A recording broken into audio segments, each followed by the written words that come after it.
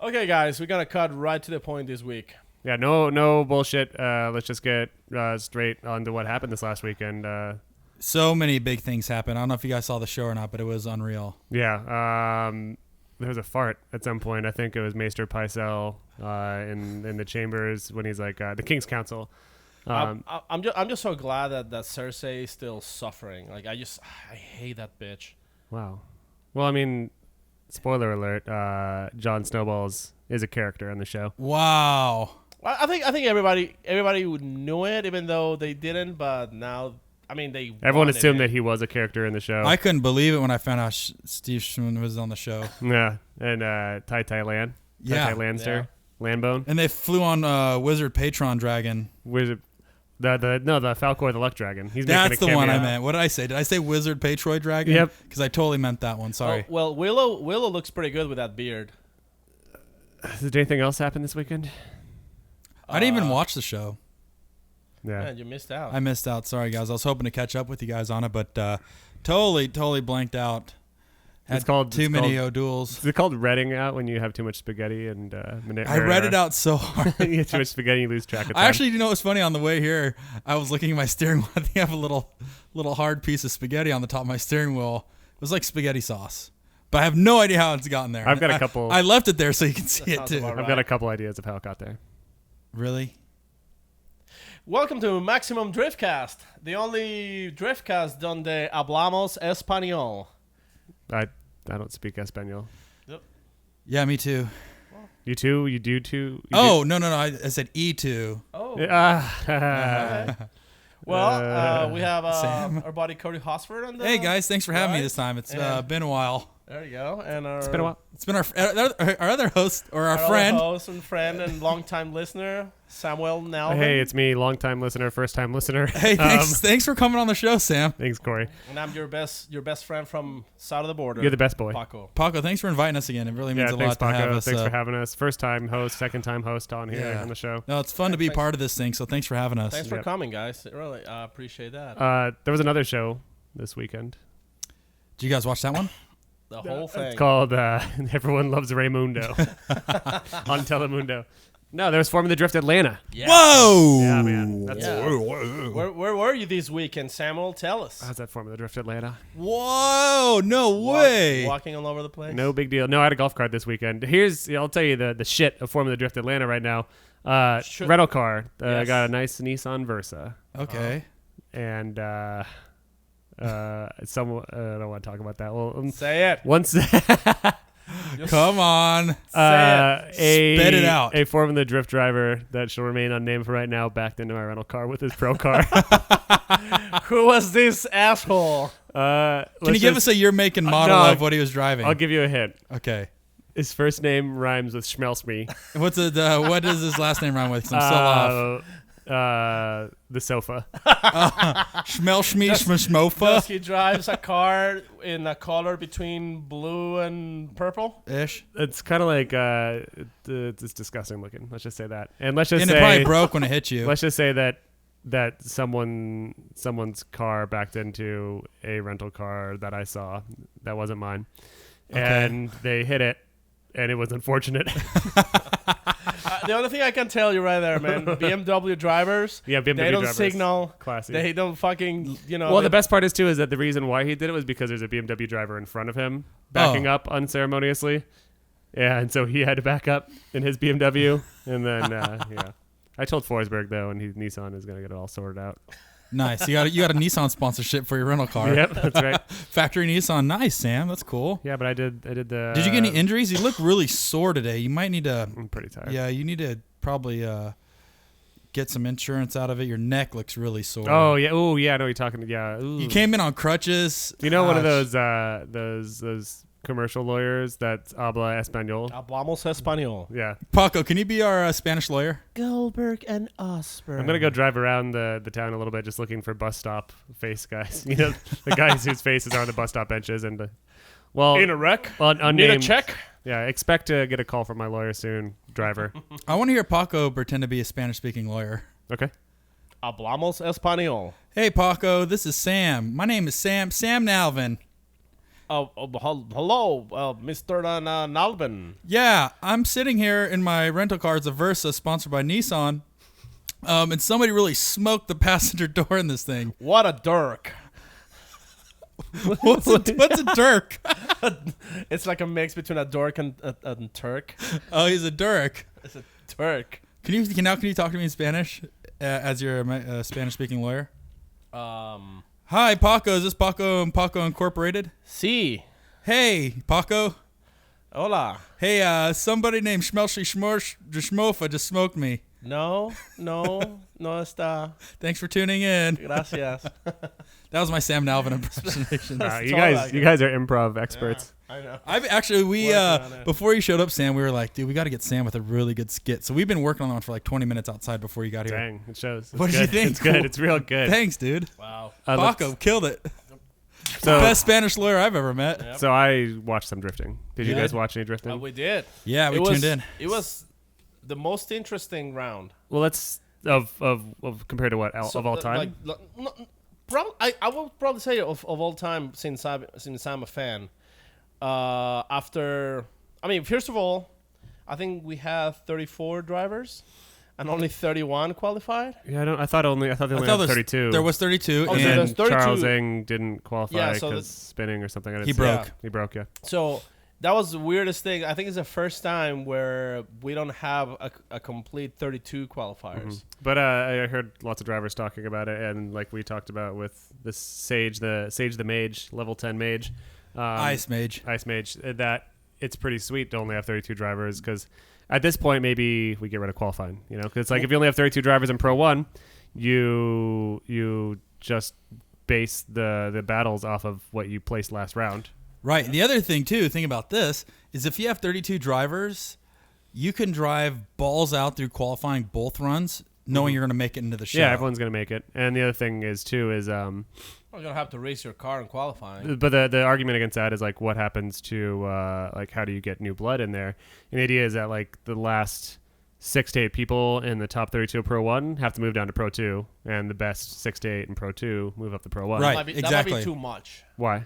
Because I don't think the 16 best drivers from Pro 2 are going to be at the No, I didn't level. say 16. I said like 6 to 8. 6 to 8. Oh, shit. Yeah. Sorry. Because Hablamos español. if you're a top 32 driver, Pro 1, and you are number 24 through 32, that means you pretty much haven't won like a top 32 battle. Right. So, I think at least 4 to 6. yeah. But either way, I think it's a cool way to possibly get rid of qualifying in a very simple way. And it'd be crazy to see so many pro drivers move down to Pro 2, which I think that would make them Pro 2 better. It'd give Yeah. Pro 2 better blood, maybe. and the guys from Pro 1 would like fight harder not to go down, because that's one of the other things. If you remember, like some of the other drivers back in the day when there was no such thing as going down to Pro 2, well, just like, yeah, I'll show up. I didn't make it. Okay, I'll see you next round. Well, sorry, Sam. I was sleeping. What? We're talking about some drivers just not really caring about the sport. Oh, sorry. Not necessarily that, but like maybe they wouldn't taking it as serious as they should. No, Corey takes everything seriously. Yeah, Paco, come on, dude. I'll get my lawyer on the phone. His name's Paco. Hablamos español. Hey, I'm Paco from Paco and Paco and Paco and Paco. Were you hurt bad? Give me a ring. I speak all your language. My number's 555. Have you been maliciously assaulted by a Pro 1 Formula Drift driver in their BMW? Are you getting ran over by BMWs weekly? Call Paco and Paco and Paco and Paco. Paco and Paco and Paco. And there's a big eagle in the back. No, it'd be a chinchilla. Or whatever. It'd be an eagle. What's your national animal? It's an eagle Paco? holding An a eagle? snake on a cactus. No, your national animal. And my you're talking about my No, from where you're my from. spirit animal. Yeah, well, what is the Mexican animal? Is it a chinchilla No, or it's a chupacabra? fucking it's an eagle. It's an an eagle. armadillo. It's a fucking. You can't have an eagle. We have an eagle. Whoa. We got the eagle first, sir. Just so you know. No, what he did is tried one-upping us. Oh, you guys got a bald eagle. We have a massive bald eagle that's No, super huge. It has like 3 legs. First of all, our eagle is not bald. It's got a freaking mullet. And it listens to Banda. Yeah. That's a real. Okay, well then, what's your spirit animal? My spirit animal is the octopus. Why? Do you really want to know? Out of all Yeah, I guess. animals, Paco isn't. Because you really like watching tentacle porn and you wish you were the tentacles? I don't know. Probably go around that. No, actually, Taco means octopus yes. in Japanese. Nice. And since I was a little kid, my dad used to call me Taco, like Paco, Taco. Oh, that's funny. No, I don't get I it. would never guessed. Yeah, well, anyways. I thought it's just because your dad's really hungry all the time. Yeah, maybe he was saying, Paco, grab me a taco. Donde está el taco, Paco? Oh, see. He goes, no, That Dad, I could don't have be. any octopus here, Dad. All right, because we don't want to talk about drifting yet. What is your spirit animal, Corey? I know. The flying spaghetti monster. I would be, I'd be some sort of wizard, actually. It's not an animal, but it's a The flying wizard. spaghetti monster. Yep, it's Yeah. what I do is I can make bowls of pasta instantly. Mm. But if I had to be an animal, I'd probably be a horse or a cat. Ramen.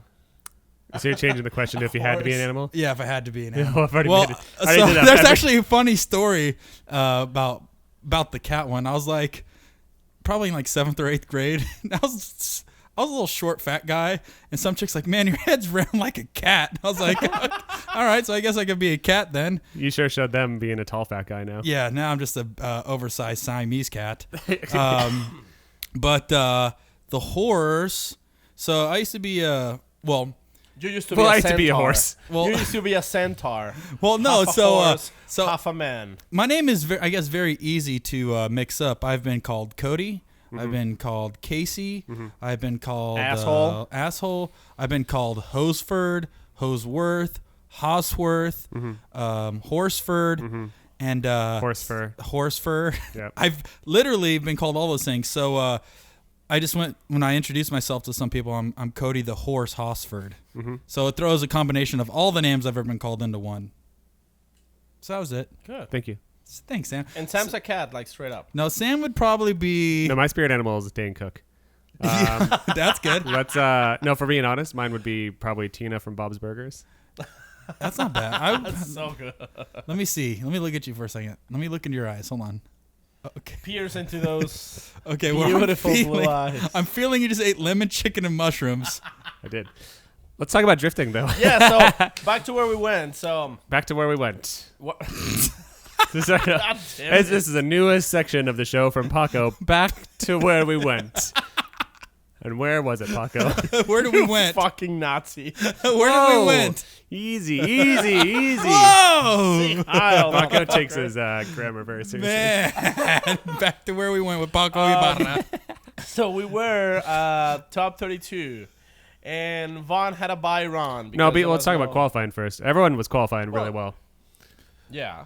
It was one of the best qualifying rounds I'd ever seen. And I granted I don't get to see like half of them because I'm running back and forth from setting GoPros on Vaughn, which is very difficult at Atlanta to get to the bottom of the hill where you have to shoot to the top of the hill to set GoPros in a very slow golf cart. Oh, yeah, that's how we got started in this whole conversation. Right. Rental car $30 a day. Golf carts at the track $150 a day. What? Because they know you're screwed. Like you can't do anything else. You can't. Right. Have to. You have to get one if you're in. on a If I was team you, I where would be driving the rental car alone. I would get You Heelys. go to Atlanta. You can't drive the rental car around everywhere, and it's not as the golf cart benefit is you can fly through like smaller areas. But what I'm thinking is maybe at this point I'll just buy like a Honda Rascal or what are those called? The little motorbike ones. Ruckus. No, I A mentioned. Ruckus, yeah. That's what I it did was. bring up Heelys. Yeah, Heelys. If you could somehow get Heelys with like jetpack, like a jetpack. Well, and think Heelys. about this. Think about this footage, Sam. Imagine, okay, everybody saw Vaughn's qualifying run because for some reason it's at 2.4 million views right now on Facebook. the live stream one. Yeah. Yeah. Yeah, it is. But imagine how beastly sick wrong. that shot would be if you were next to him in the chase line Following him. and then the under- lights went off and you just lifted your toes up and chased him Just with chase your them camera. down the hill. Yeah, how That'd sick be- would they that couldn't be? even stop me. I'd get such a sweet shot, but they. And Sam's in the pea gravel, face first, covered in rocks. I hope Skechers. Oh, wouldn't that be listening to this. fucking sweet just to see me with my my gimbal just going down that hill full speed in Heelys? Like the wheels are like shaking off because there's no bearings in them, and I'm going like 60 miles an hour in Heelys, and then with $5,000 of the camera equipment just hitting the kitty litter at full No speed. pads, no helmet. Yeah, pads, well, no I'd helmet. see the Just starting guy. balls. I'd see Formula Dread give Vaughn the thumbs up and then give you the thumbs Yeah. up too to make sure you're ready. Yeah. But I do picture you wearing one of those ski helmets that point straight back. Yeah, absolutely. Aerodynamic. But no other pads. Yeah. So those two options. He's like $46. Sweet, let's do it.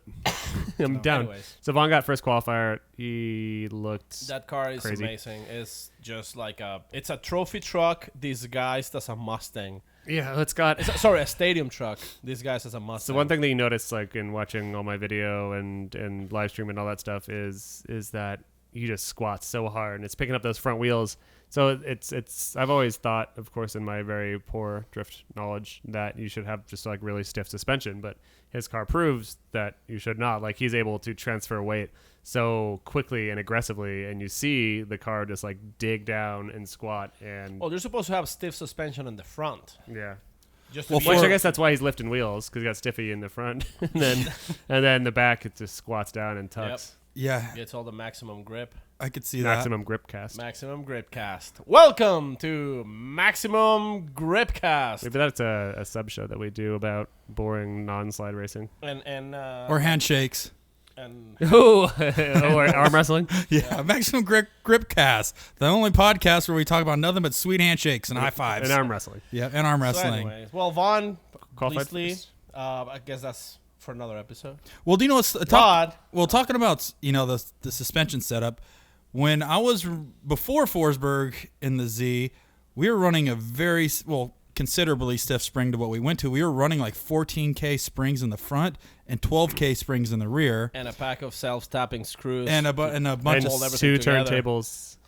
and ET phone home. Okay. And after Forsberg, he drove the car and he's like, dude, this thing is just super loose.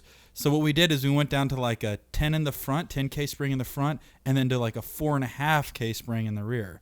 Okay. And it was a noticeable difference. Do you remember what was the weight distribution on your car?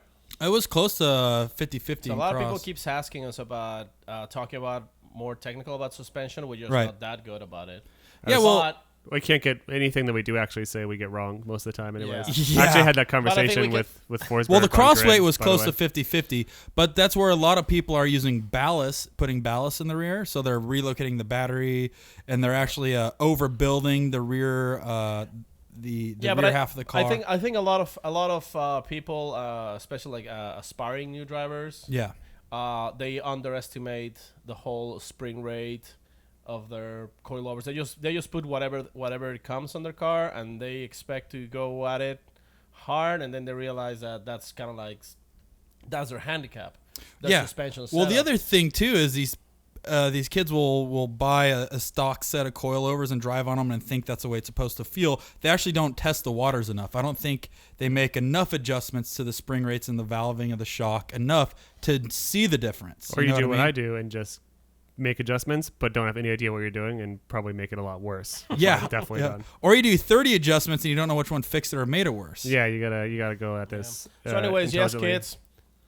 Don't listen to anything we say for the most part. Which Get your suspension dialed in by a professional. good segue. Yeah, I was talking to Forsberg on the grid in between runs, and he said he's like, "Oh, I've been listening to all the backed episodes of the show." And I was like, "Oh yeah, what'd you think?" He's like, "Well, you guys get a lot of stuff wrong," and then like he's like just going down the list of stuff that we said that's wrong. And unfortunately, I didn't write it down, but I'm thinking that maybe if Forsberg is interested, he should have a segment on the show where we call him for 5 minutes each week or something, and he tells us everything we got wrong. A Forsberg minute. Yeah, the Forsberg fuck ups. I don't know, but yeah, he mentioned a couple things we got wrong. Like the one that I remember was from a big one that I remember was the Ryan Sage episode. So Corey, you're off the hook because you weren't there. Thank we were talking God. about like the person that wins gets like 25 grand. Do you remember that? But apparently it's a person who wins 3 rounds or the best of 3 rounds. I'm still getting it wrong. I'm sorry, Chris. Yeah. Well, they can make it easy and pay out in but SpaghettiOs.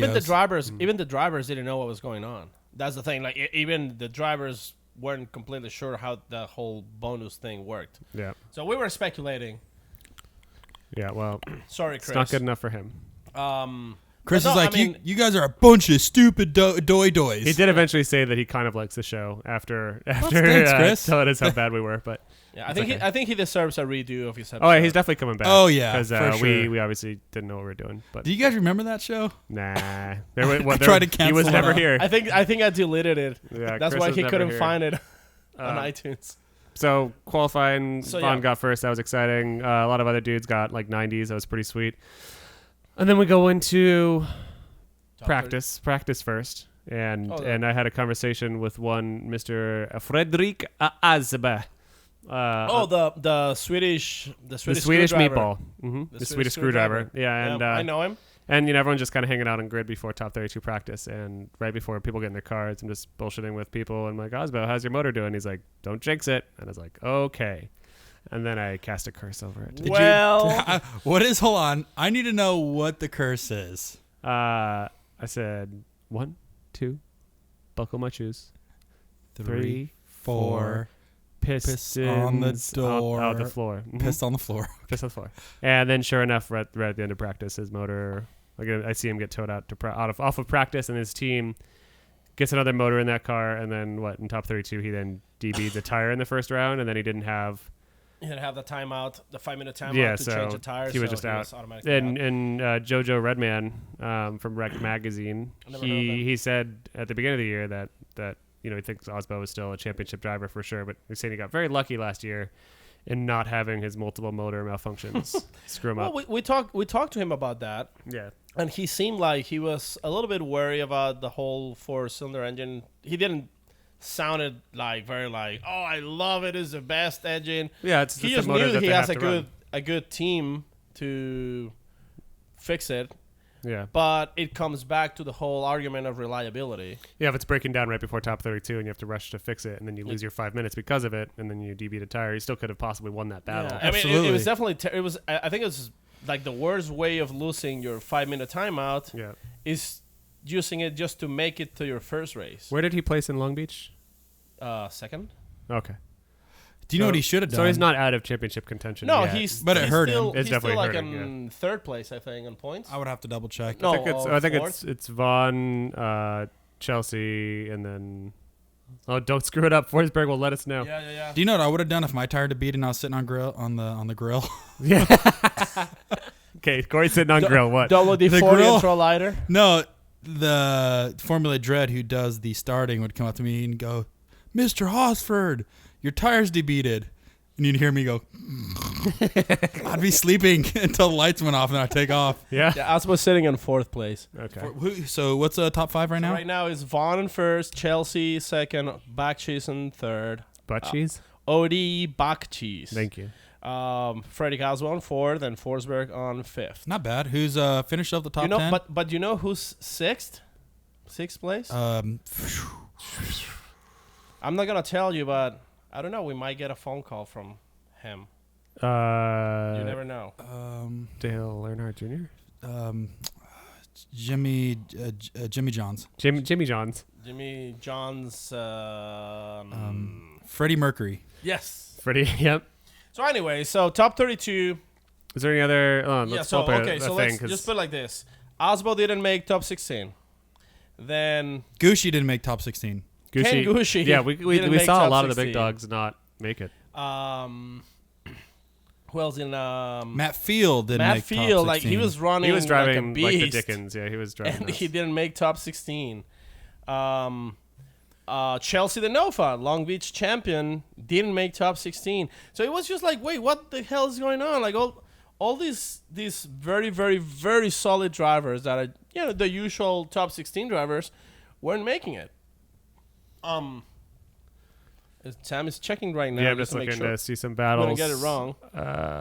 See if there's anything interesting in there too. Pat Mordaunt, that was surprising Pat performance. Did pretty good. Because and then Pat beat Dean, which is a pretty good start because Dean's been driving very well. Yeah, but that was a good battle. Dean posted on his Instagram that he totally screwed up and it's 100% his fault. So, but then we can go back to top 32, but in top 16, Pat versus Forsberg. Usually in my mind I'm like, oh, Forsberg's kind of going to get this one, but like Pat threw it down. I've never seen Mordaunt. I was just saying, Pat is a boss. Pat beat Forsberg in Long Beach 2 years ago. Yeah, I remember. Yeah, that was like a big one. Last year.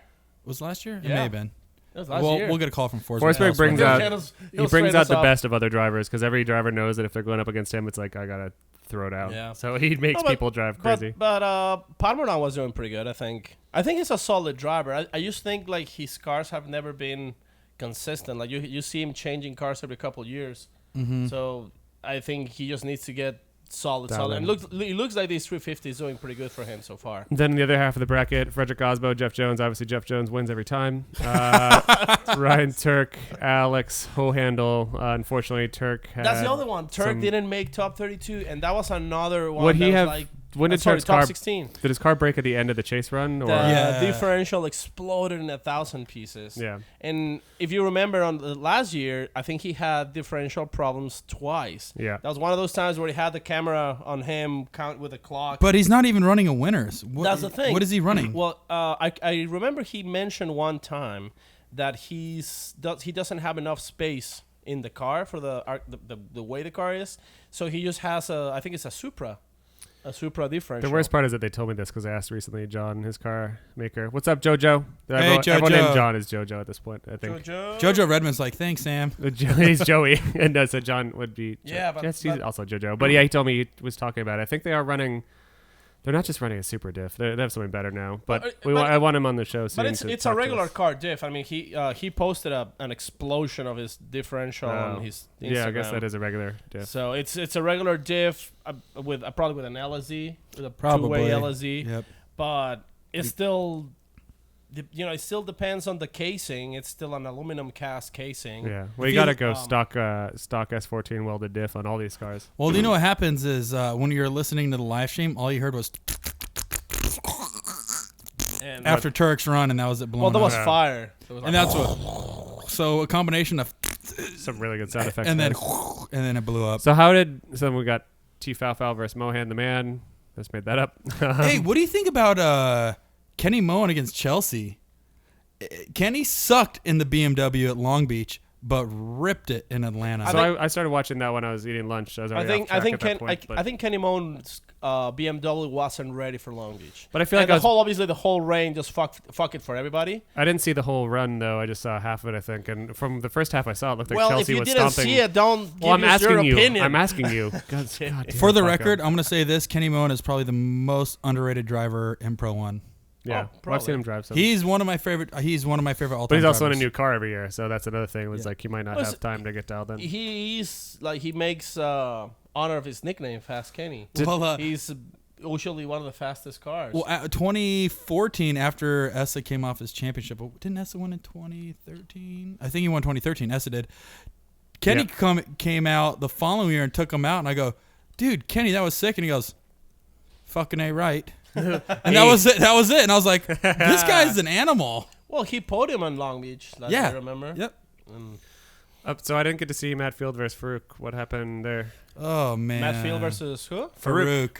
Okay, so it just seems like something happened to Matt's car, or just like he just seemed a little sloppy. Matt did a illegal pass.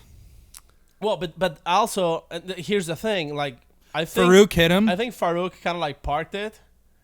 Like he went very, very slow on the first initiation. So when he did his transition, it's like Matt Field had no other choice than to pass him. But they said that it was Matt Field's fault. Yep. Because apparently Farouk wasn't that slow. I mean, in my opinion, it's probably the contrast because Matt's car looks super fast. I think it's one of the fastest. And Farouk's car looked. I mean, don't get me wrong, but Farouk looked like Pro 2, like most Pro 2 drivers, like around that level, speed and Right. and Which he's one of only a couple people that are in this that are from Pro 2 last year. It's Farouk and then Jeff the Podium Jones. No. There's Alex also Juha. Yuha did really well. He made top 16. Alex Hobert, unfortunately, would have done well, I think, but he went up against Mad Michael, and Angry Michael was driving like a beast. I think Alex Holborn could have got Mad Mike, but I think Hilbron still needs to get used to the competition level, because you've seen him driving on Pro 2. He was a monster, and on Pro you seem like he's still not, like he probably might be a little bit psyched. You know he's just not as consistent. And not to mention, like saying, "Oh shit, I'm going against Mad Mike." It's kind of like. Well, the cars from Pro 1 to Pro 2 is still a huge jump. So he's not his car. He's got a Pro 1 car. Well, he does, but think about had. what he's competing against the year before in Pro 2 is a much different level. So now he jumped up the cars that are comparable to his, and he's probably just like, dude, this thing's a monster, and all these other cars I'm driving against are beast as well. No, but I think he's definitely gonna be a driver that's we should be keeping an eye. He could be a surprise in next rounds. I like surprises. Well, we didn't talk about also Corey likes surprises. In the first top 32 battle of Von Gitten Jr. versus himself, he laid down the worst run of the day. He went in the dirt right off the start. He said that he said that the track and I'm not being critical of my boss here. I would never do that. I was super pumped. I was stoked off that run. He was stoked on being pumped on that run, and he said that the track was extremely different conditions than like what it was in practice. I would have said the same thing. He is overcooked it, threw down some roosties. I the dirt. It's I pretty think cool. I think he doesn't like the team rowdy people, so he's like, "Oh, I'm gonna get those fuckers full of dirt." Did you guys see the ending? Like when they called him when they got first place for Vaughn? No, they don't live cast that. Oh, okay, that's They don't interesting. like Well, I don't think it was Team Rowdy. It was just some of the other animals in the mud pit and the mud people. I don't remember, but because Team Rowdy's down, they're down with the They're Vaughn train. beasts. I love those They're dudes. old enough But to no, party. when Lorette Nickel was talking to Vaughn, they're just in the background yelling, I think it's just "fuck you, Gitten," like really loud. And then the best part is that Vaughn in the middle of the interview with Lorette like just like jumps away and handles it probably the best way anyone possibly could. And he goes over there and just starts like razzing all of them and like rubbing their faces and like slapping them and stuff. And they're slapping him back and he's just like going up and down the line like shaking people He's up. an in-your-face dude. It was like- great because I mean you can't ignore them when people are yelling "fuck you, Gitten." So he just goes up there and shakes them down a bit. And then I think by the end they're yelling "I love you, Gitten." It was really weird. Wow. I don't recall. It was hard to hear, but He's probably like one of those preachers from church. Once you hit them in their head, they're blessed. Exactly. He's a faith So healer. he shot some Jesus in them or something. Yeah. They're like, oh my God, I felt that. I felt it. All right, top 16. We got Gitten Jr. versus Mr. Jeffrey Metalfoot, and I thought it was good. Like, what I saw it as is that Forsberg was sending his minion out because Forsberg, as he kept on going forward, is going to eventually meet Von Gitten, and Forsberg's like, "Mah, Jeff, why don't you go take him out? See, Forsberg is an old timey gangster." And Jeff's like, "I can do this, boss. I'll do it." Yeah. And then he almost did because Stonebeck. I think that might have been one of Von's closest battles. Of course, Forsberg was close, but Stonebeck threw down. if you think about it, Stonebeck's the one who pays Forsberg, so actually Stonebeck is I call him Stone Check. He's the boss, Nice. actually. No, Corey's the boss. Stonebeck is the Metalfoot. Metalfoot or Anyway. yeah. Metal hands. I don't know. Anyways, I thought it was a good battle. That was a but really good battle. I liked it a lot. I was worried at that point. I think Yeah. the judges did one more it's, time. it's definitely good to see Stonebeck finally driving that car properly because you could tell that in Long Beach nobody was. Yeah, able that's to a really drive hard the way car, to so- unfold that car. Yeah, I think it was good. I think the judges said one more time and then two for Vaughn. I ran into McQuarrie. I did not see anything notable there. Who was that? Juha versus Tyler McQuarrie. No, I couldn't It remember. was kind of like, I mean, I think it's a little bit sloppy from both drivers, but it was definitely I think U-Haul broke. better for. Yeah. Yeah, his car broke. broke. Okay, and what was the next one, Sam? Then we got Forsberg and Mordaunt, and we kind of talked about We that. talked and then about Mordaunt that. drove Yeah. like a beast, but Forsberg still came on top because Okay. he paid them, the judges, all because the money he does. all the corporate money. Odamus Bachikis versus For Wang Wang. I didn't watch that one, but I that heard there was was a lot of issues behind That was a good Well, good the audience one. loses their shit anytime Forrest loses. So Well, even if Forrest like spins out on his own accord, everyone's like, "Come on!" Obviously, bogus. obviously, I love Forrest, and I mean he's. One If you of my love him so sponsor- much, one why of don't my you marry sponsor- One him? of my Yeah, sponsor you drivers. hear it first. And Heard it here first. and Paco obviously loves wine. I wanted him to win, but I saw the run, and I think Forrest had a little bit of some corrections when he was Yeah, I following. think in practice, I saw him in practice. He looked really slow in some areas, and of course was laying down huge clouds, fat clouds, Vape Nation. And then he also was going very slow because he was laying down such huge clouds and such angle. I'll do a fun fact on Forrest real quick. Paco, you remember when we were in Southwest Drift last weekend? Yes, sir. Forrest took his car out for 2 laps at Vegas Drift. A little bit of testing. Brand new motor, more power, more torque. Off those 2 laps, he blew up his engine. So he changed the engine in the pits at Southwest Drift, loaded the car up, and drove straight to Atlanta. Damn. Yeah, it was crazy. But that was a little fun fact. Sorry. Thanks for the factoid. But I think the car was running fine and everything. I just think like when he was following Odie, Odie was very aggressive, very fast. So trying to catch up with him, he did a little bit of sloppy maneuvers, and that got him out of the race in my opinion. What else you got, Sam? We got Jay Jones and Ho Handle.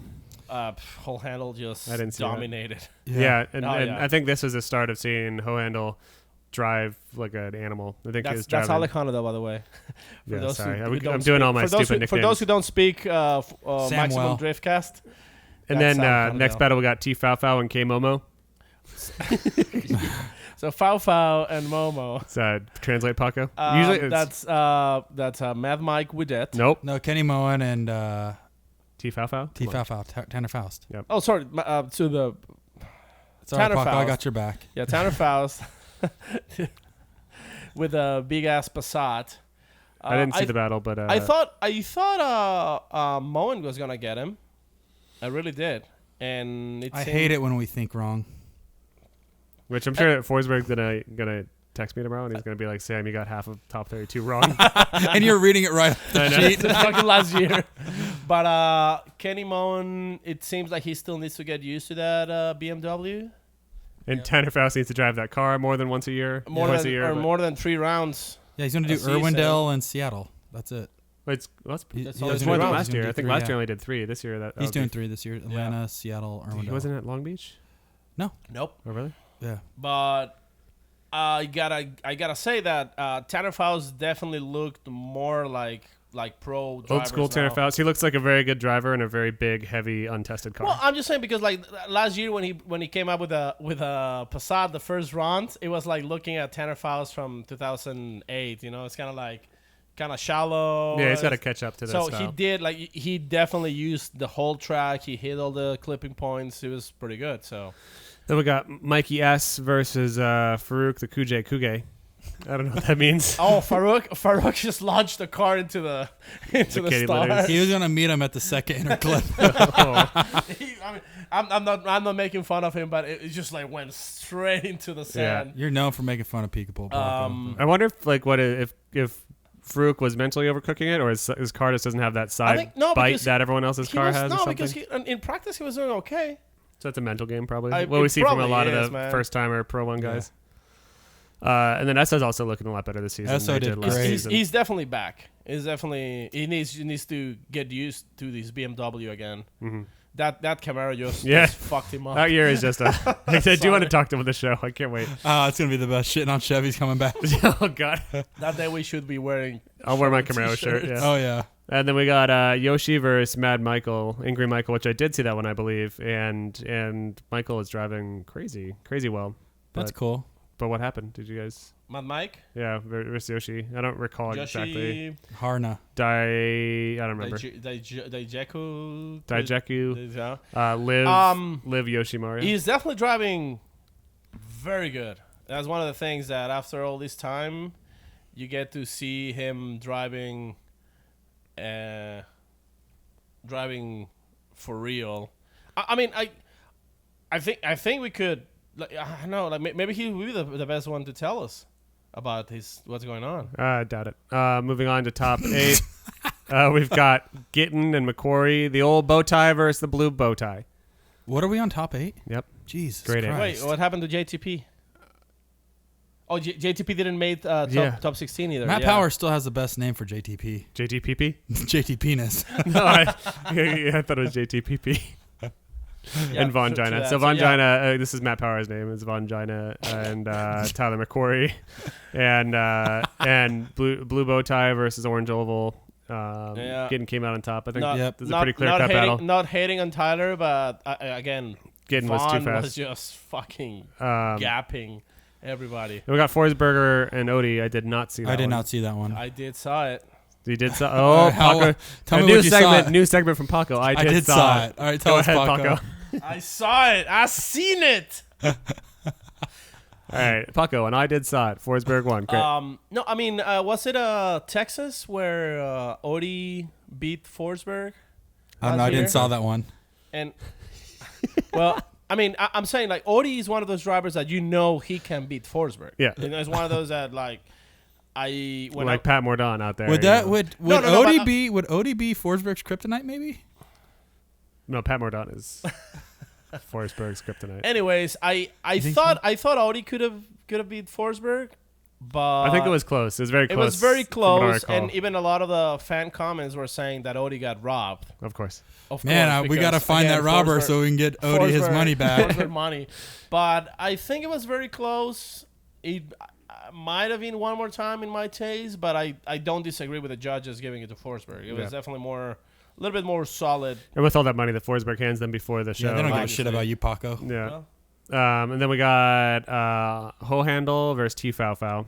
I watched Whole Handle win. And that was pretty cool to see Young Gun, the youngest guy in the show, maybe, I think, yeah. Yeah.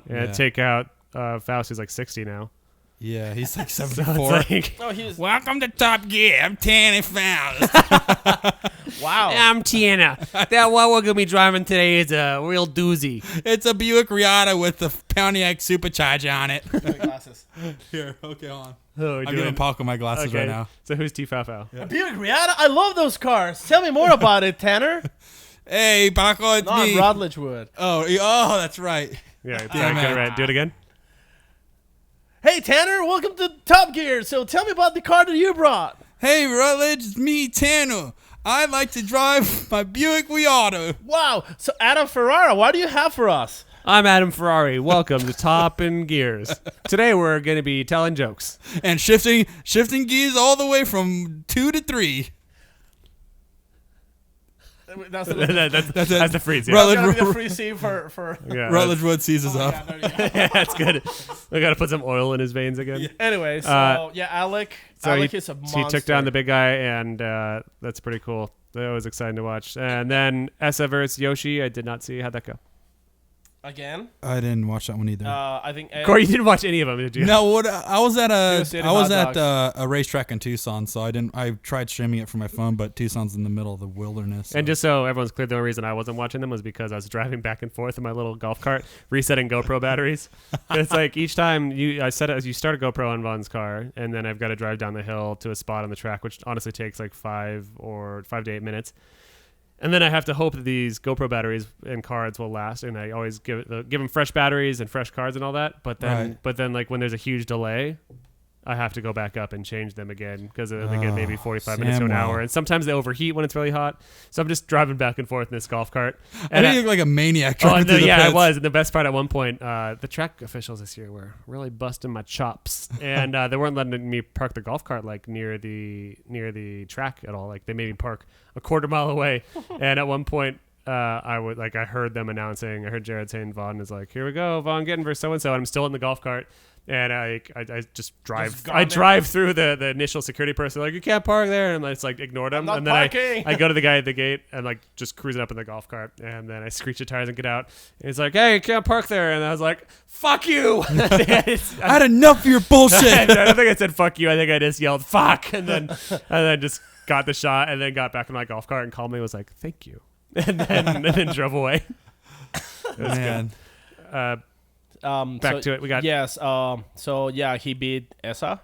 pretty clear cut battle. I think it was definitely his. I think you could tell that Essa's still not 100% on his BMW.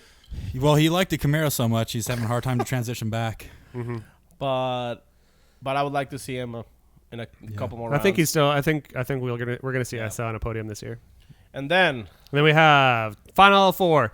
Vaughn Gitten versus Chris Forsberg. It's always fun seeing. Which by the way, I just want to say that was it. I called that top 4 on. You did. Paco sent me his predictions. When did you make that? Top before 16? top 32. Before 32. Yeah, I called my 4. He called all 4. He did get them all right.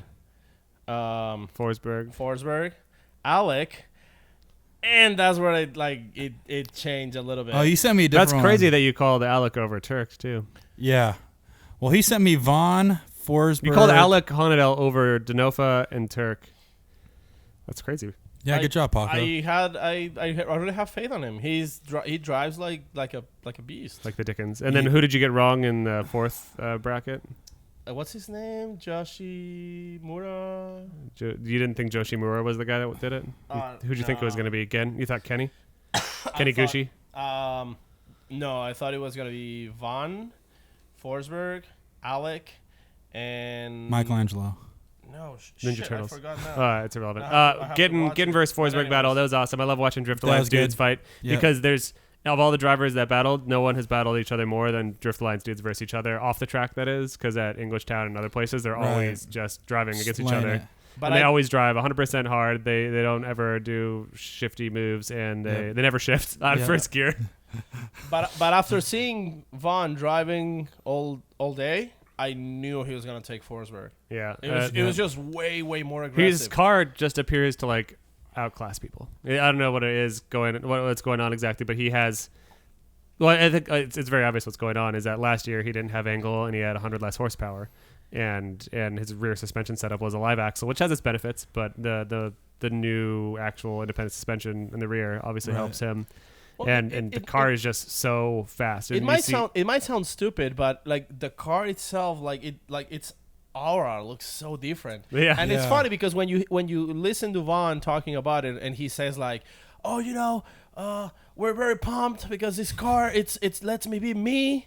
And the car does whatever I want, and I think he's literally nailing it, because it's not like when you have to adapt to the car.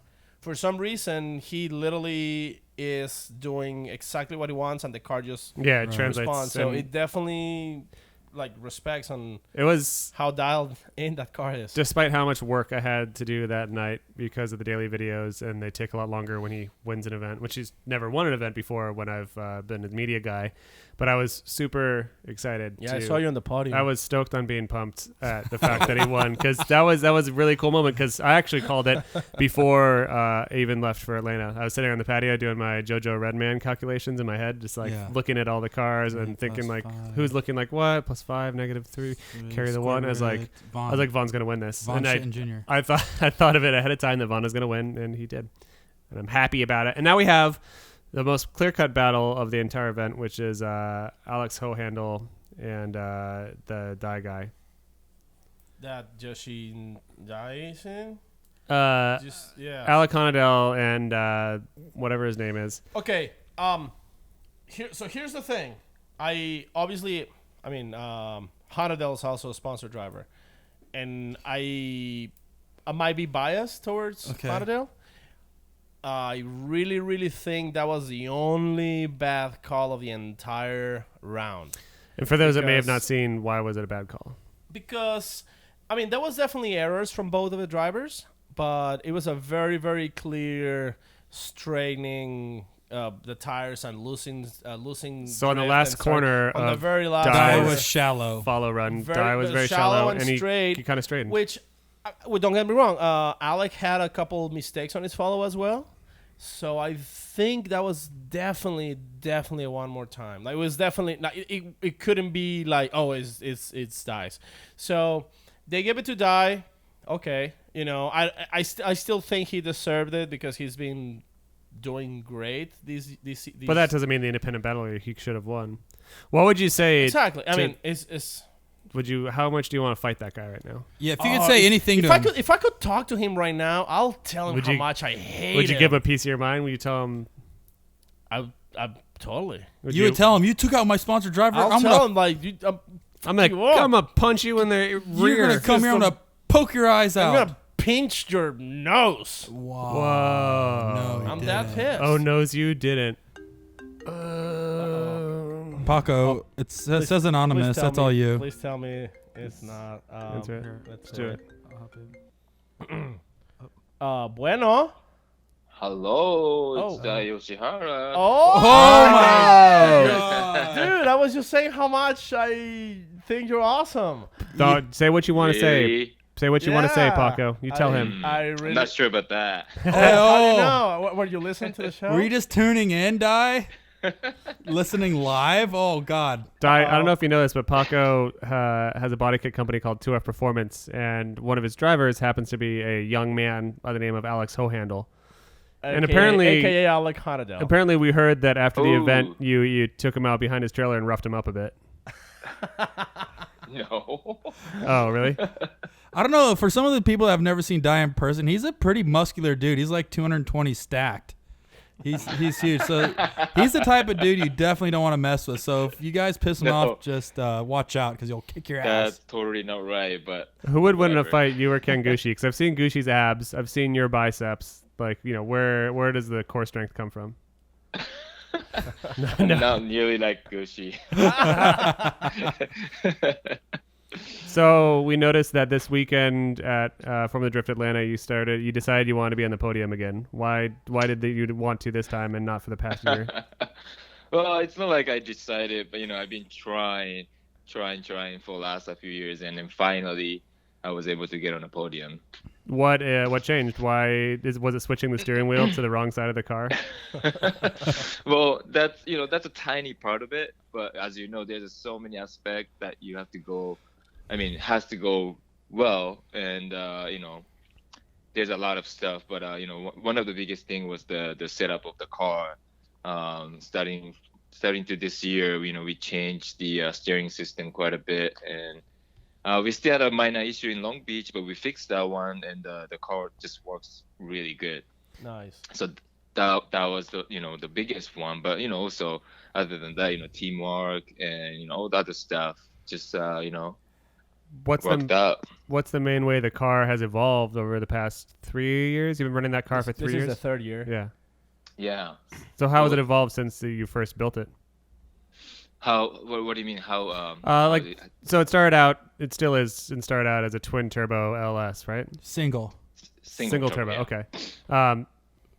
Versus how it was set up in 2014. How is the car set up now? Well, mainly the engine, the basic engine setup is the same, single turbo V8. We just changed the location of the turbo and camshaft, stuff like that. Mm-hmm. But the basic stuff is the same, but the biggest thing is the steering geometry. Is that one of the main reasons why you switch sides? Actually, that's kind of a Just preference? yeah, like might as well type thing, because of course I still rather drive right-hand drive, but it's not like a biggest difference because I've been competing in the States in left-hand drive for like 7 years, but still a tiny bit right-hand drive is comfortable. And then we have to move the turbo location, and to do that we have to change the headers. We have to remake the headers, and also we needed to change the pedal system because the master cylinder was inside of the engine room, so we wanted to move to inside of the cockpit. Mm-hmm. So to do those things, it's almost like not too many extra work to change left-hand drive to right-hand drive. Yeah. So yeah, that's one thing I kind of asked my mechanic Chris if he's rather to do it. I mean, down to do it, and he was okay with it. Yeah, and that's the thing, Dai. You work with probably the most popular engineer on the paddock, Mike Kojima. Sensei. And then you also work with probably one of the best suspension techs, Chris Marion.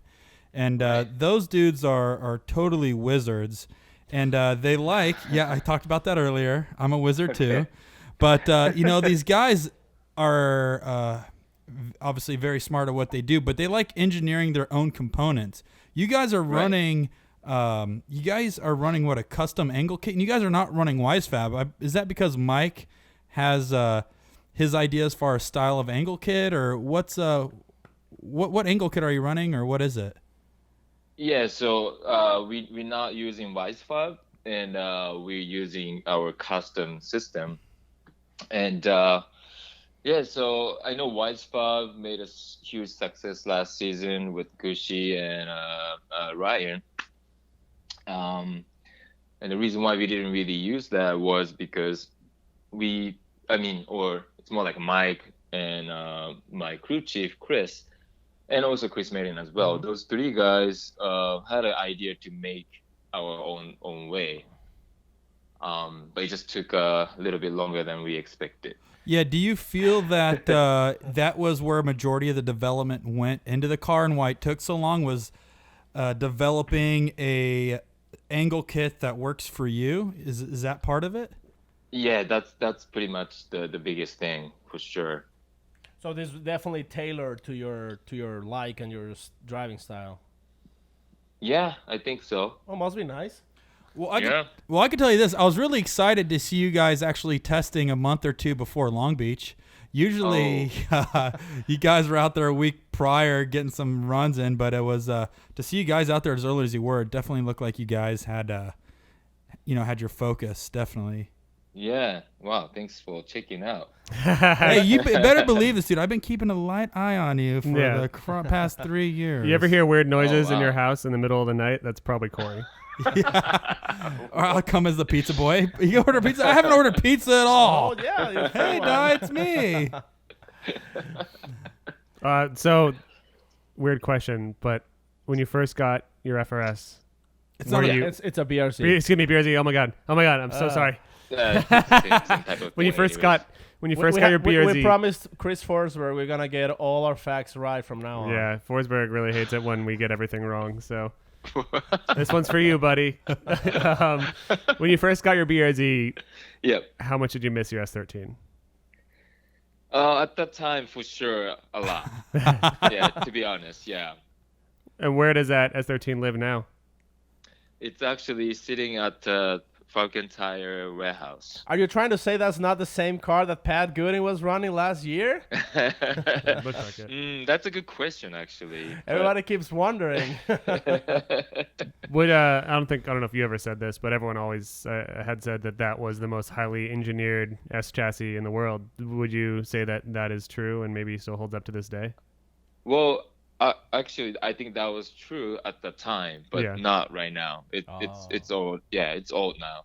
So I guess I missed the car right after I changed to BRZ, but maybe less than a year after as you guys see, the games got changed. A lot more angle, a lot more power. Right. The lines, like everybody like riding walls and stuff. So it's a different game. So yeah, I really changed it all. Sorry. Oh, no. Oh, you did it? Oh, yeah. Sorry, I had to bring in I brought in a new game. He showed up that time with a 1,200 horsepower chaser. I apologize. I really screwed the whole scene up. That was you, man. I'm sorry, dude. Oh, shit. That was my bad, man. Sorry. Hey, man. So you're one of those drivers who's been... Hold on. Before we move into that, I just wanted to ask, what are the big differences in driving style versus like an S13 to a BRZ or FT chassis, whatever we're calling it? So the 13 had how do I explain? So the biggest difference 13 to BRZ was the drivability. The 13 was super easy to drive. Just jump in a car, and then I'm sure all the FD driver can drive, and everybody say, "Oh, it's an easy car to drive." But change it to the BRZ, it was just super, sweet spot was so tight. So it's just hard to drive, right? But again, coming to Atlanta, I think our car is almost as easy as this 13, but more steering angle, more power. So at this point, the BRZ is a lot more competitive and still easy to drive. Have you added a gross amount of front width like Turk has on his FRS? Is that one of the keys to making an FRS BRZ drivable? What is it? So he gapped out his front tires very, very far. And it's part of the Wisefab kit, I guess, as well. But his front end is super, super wide, and I guess that helps compensate for the short wheelbase or twitchiness of the car. I think to do that, it's more like to get a steering angle because there's not that much room in the FRS or BRZ. Forsberg's gonna rip you a new one for that one. Is Sam. he? Yeah, because they don't have a short wheelbase. It's just that the FRS and BRCs, they have a very wide framing because of the boxer engine. Oh, that's right. So when you add Wisefab, it just looks exaggeratedly. Yeah, I think people even told me this. But you're not running a small block, right? Weren't you running a big block on your car? I guess so. Yeah, it's like a big 477 cubic feet. Yeah, it was whatever. like 477 cubic yeah, inch. It's a huge engine. Mike Kojima went full Murica. What's the displacement on that? It's liters wise. Let's say 7.8 liter. Forsberg, he'll tell us liter? later which one. Something like that. Yeah, somewhere around that. Yeah, so it's a huge, massive. big block. I had no idea. And I think the whole idea behind it, might correct me if I'm wrong, they wanted a block that could stand all the boost on the world without getting stressed, and the big blocks have a very thick wall, so you guys definitely didn't go for the lightweight engine, right? I'm sure Dai's like, yeah, that's exactly why. He's like, I don't care. Dai shows up and he drives the car. Yeah. Can you ask Mike to give us a call? Yeah. The Dai's gonna be like, yeah. If you can ask Mike about it, it'd be great. Okay. All right, Paco, what were you gonna ask? Well, but seriously, the car, it's a turbo, but not really the lugs. So it kind of drives like a NA almost. Nice. Yeah. That turbo is just kind of like that little Just extra. It's out. a cherry on top. Pretty much. Nice. Yeah. So I was saying, when you're one of those drivers you've been with Formula Drift since day one. Yeah. Day one. Do you remember what were you driving the first round? Yes, of course. I was driving the Pacific Rim S13. What kind of power you were pulling that? Uh, Maybe 380, like not even 400 horse. Was that an SR20 engine? Yes, SR20. Nice.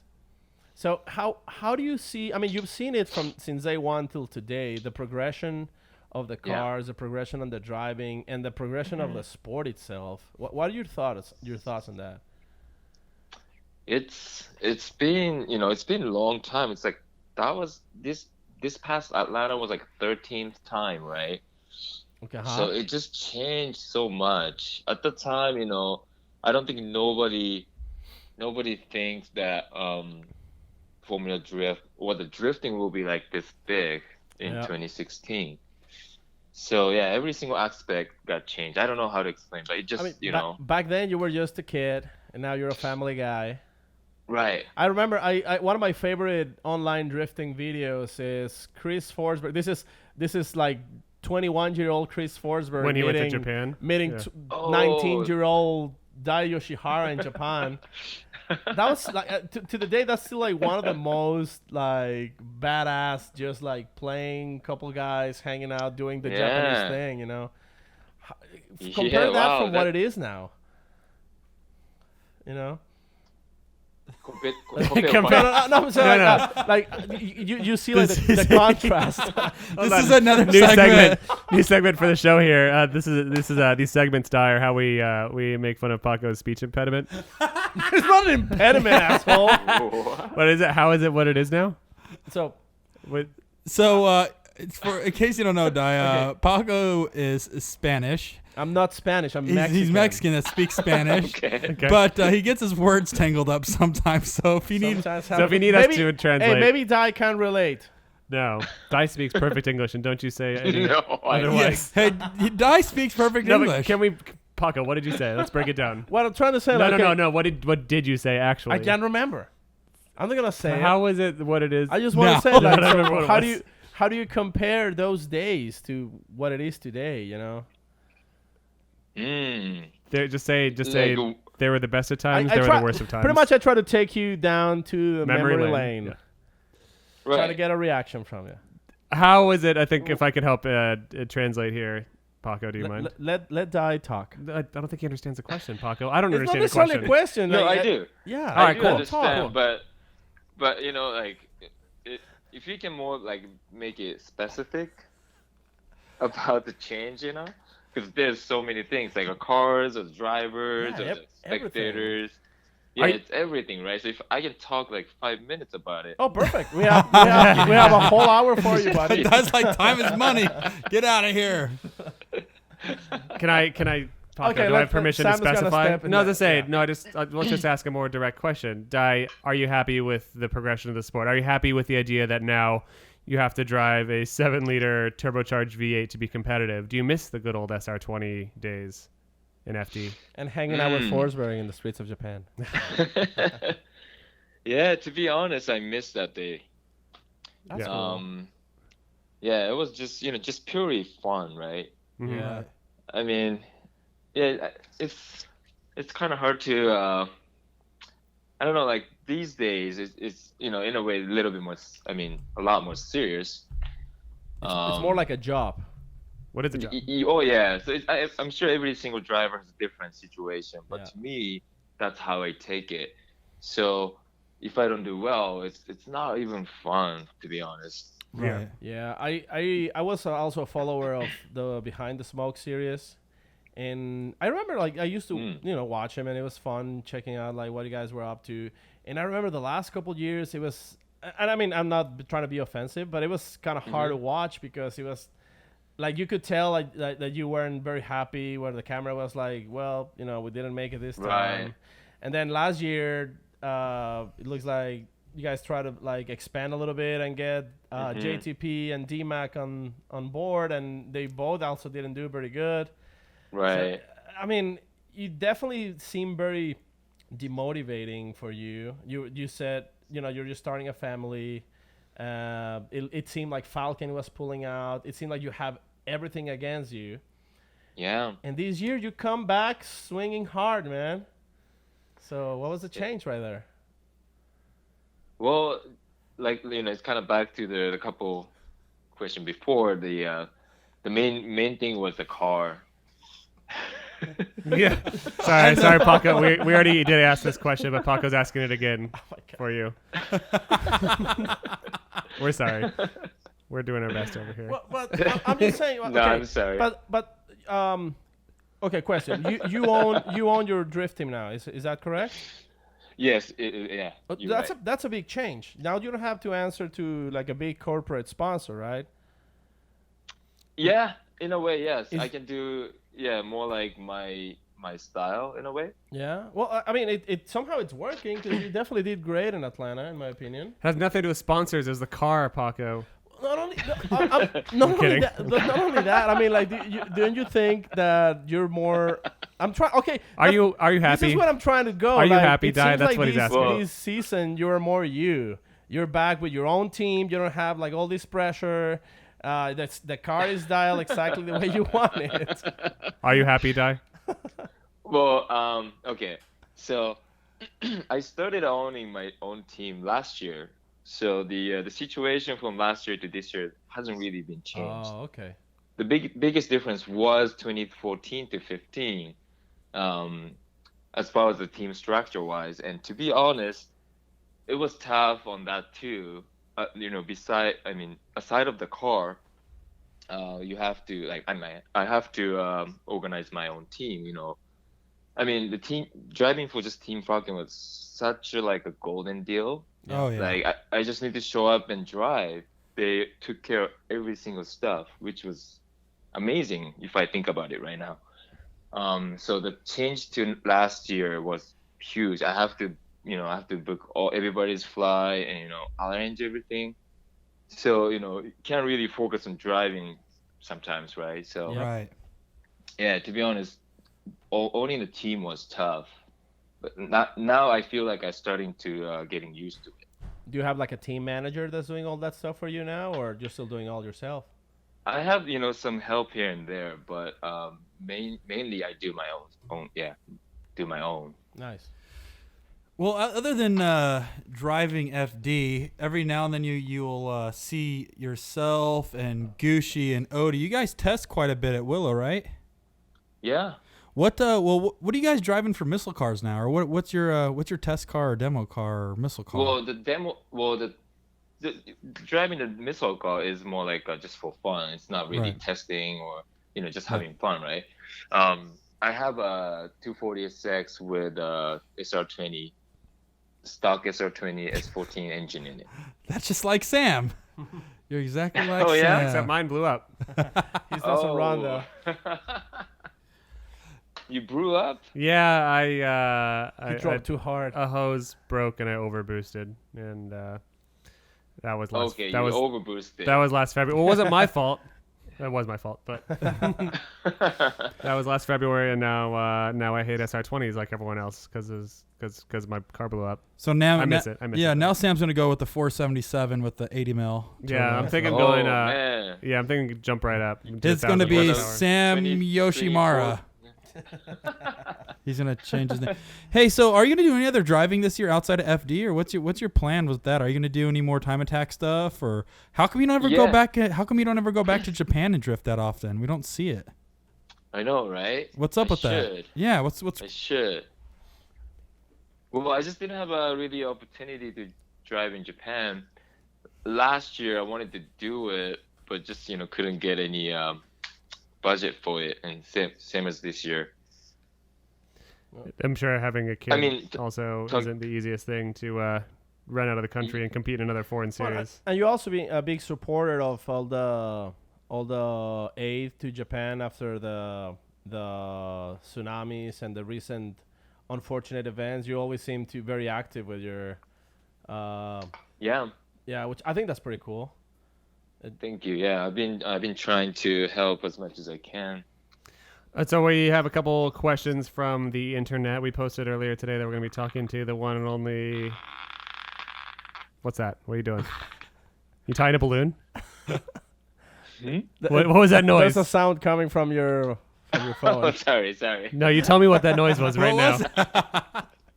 He's making balloon animals on the other side. Shit. Okay. No worries. All right, so we got a really hard-hitting question right here.